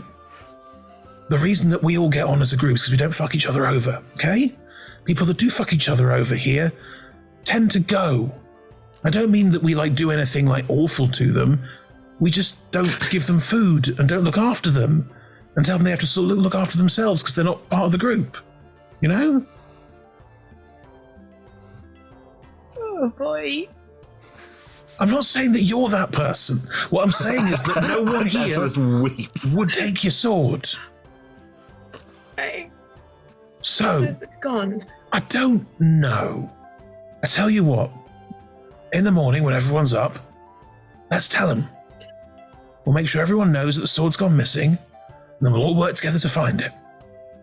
Okay? I need to go and talk to... I need to go and tell my friend that I've lost his soul. I mean, that does sound pretty rough. Not gonna lie. We'll hand you the end of the cigarette. It's always helped me. Sounds rough, mate. That's tough, dude. That's real tough. We'll take it absent-mindedly and I mean, it tastes horrific if you've not smoked before. Yeah. I don't think that helped, but thank you for the thought. You're more than welcome. What's your name? Etulus. Etulus. All right, Etulus. I'll sort of run the morning that Etulus has lost their sword, so we get rid of all of that worry, and then we can all look together for your sword, okay? No, I mean, I'm gonna go talk to my friend because he needs to know that it's gone. But I don't. I am gonna go. Okay. Oh wait, no, sorry. What's your name? Sorry. Shamal. Shamal. Shamal. Shamal. Okay. Thank you, Shamal. And you're more than welcome. And I will find it. We'll find it, and it will be fine. I just need to go and talk to them. All right. Well, everyone will help you find it in the morning. Mm. Not much else we can do right now, but unless it's urgent enough to wake everybody.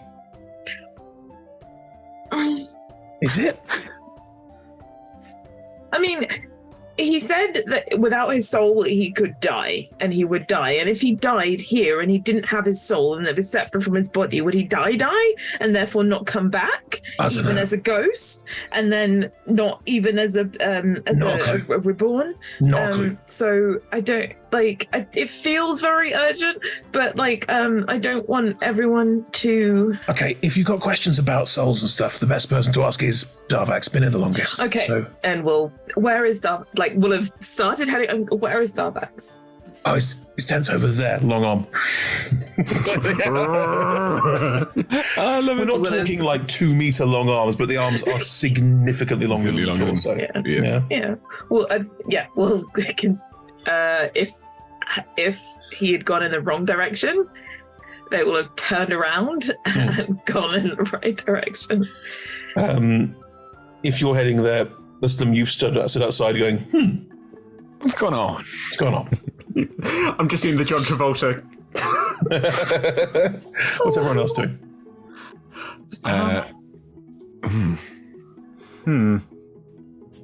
The book's not doing much. Sort of, yeah. Are you heading to see Darvax? Are you waiting here for Islam to come back? Are you? Yeah, waiting for Islam to come back. Okay. Awkwardly waiting. Okay. Yeah.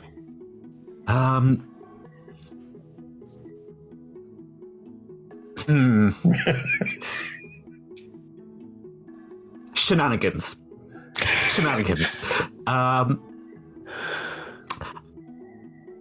I think we need to go talk to Darvax and all right. Sort of rubbing the blood off my face. Like, yep, it's all good. Why is that blood on your face?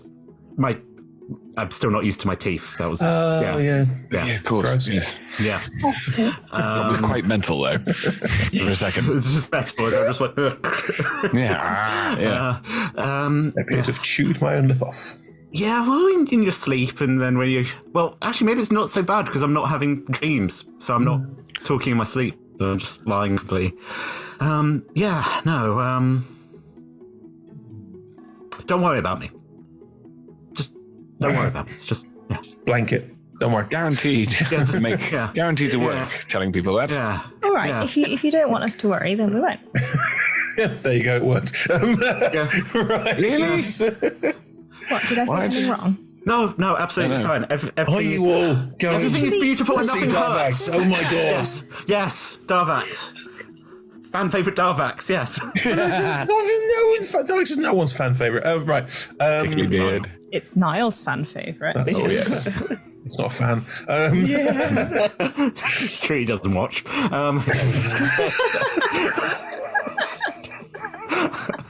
Azulus, as you're moving through the tents to Darvax's tent with a certain amount of I got a solution, you hear a very faint. Faint? I was like, there's something dead here. No, we're all dead. No. All dead here. All dead here. Yeah. Well, can I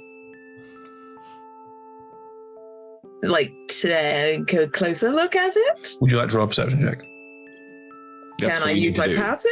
No, that's 15. I'll see if I can roll on it. No. Well, I guess my passive means I heard it, so. Put it this way, I rolled against your passive and you have no idea where this thing is. All you did was hear it. So it's 16 plus 5. Ooh, so 21. Wow. I am very anxious and very I need to find this thing. Yeah. There is a strange looking beetle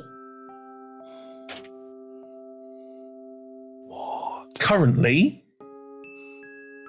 on your shirt, just sat there, and it's not like I was like carrying the sword. It's dragging the sword. Look what I found! Just sat on your arm there, like insects land on people. There's a sort of pink and purpley green beetle just sat on your arm, and it just very quietly goes.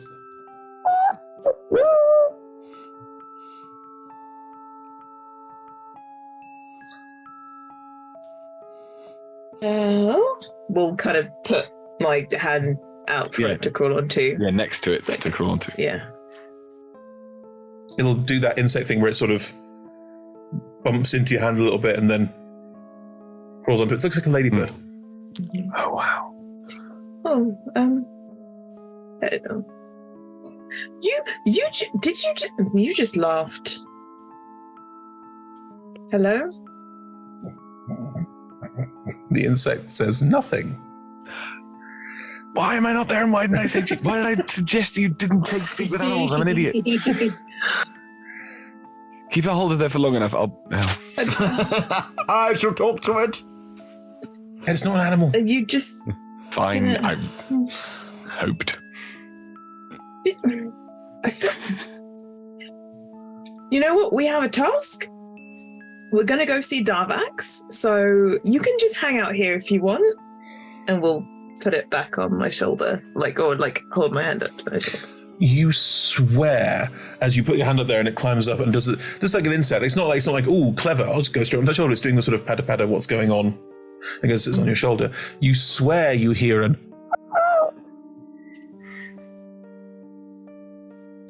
What is happening?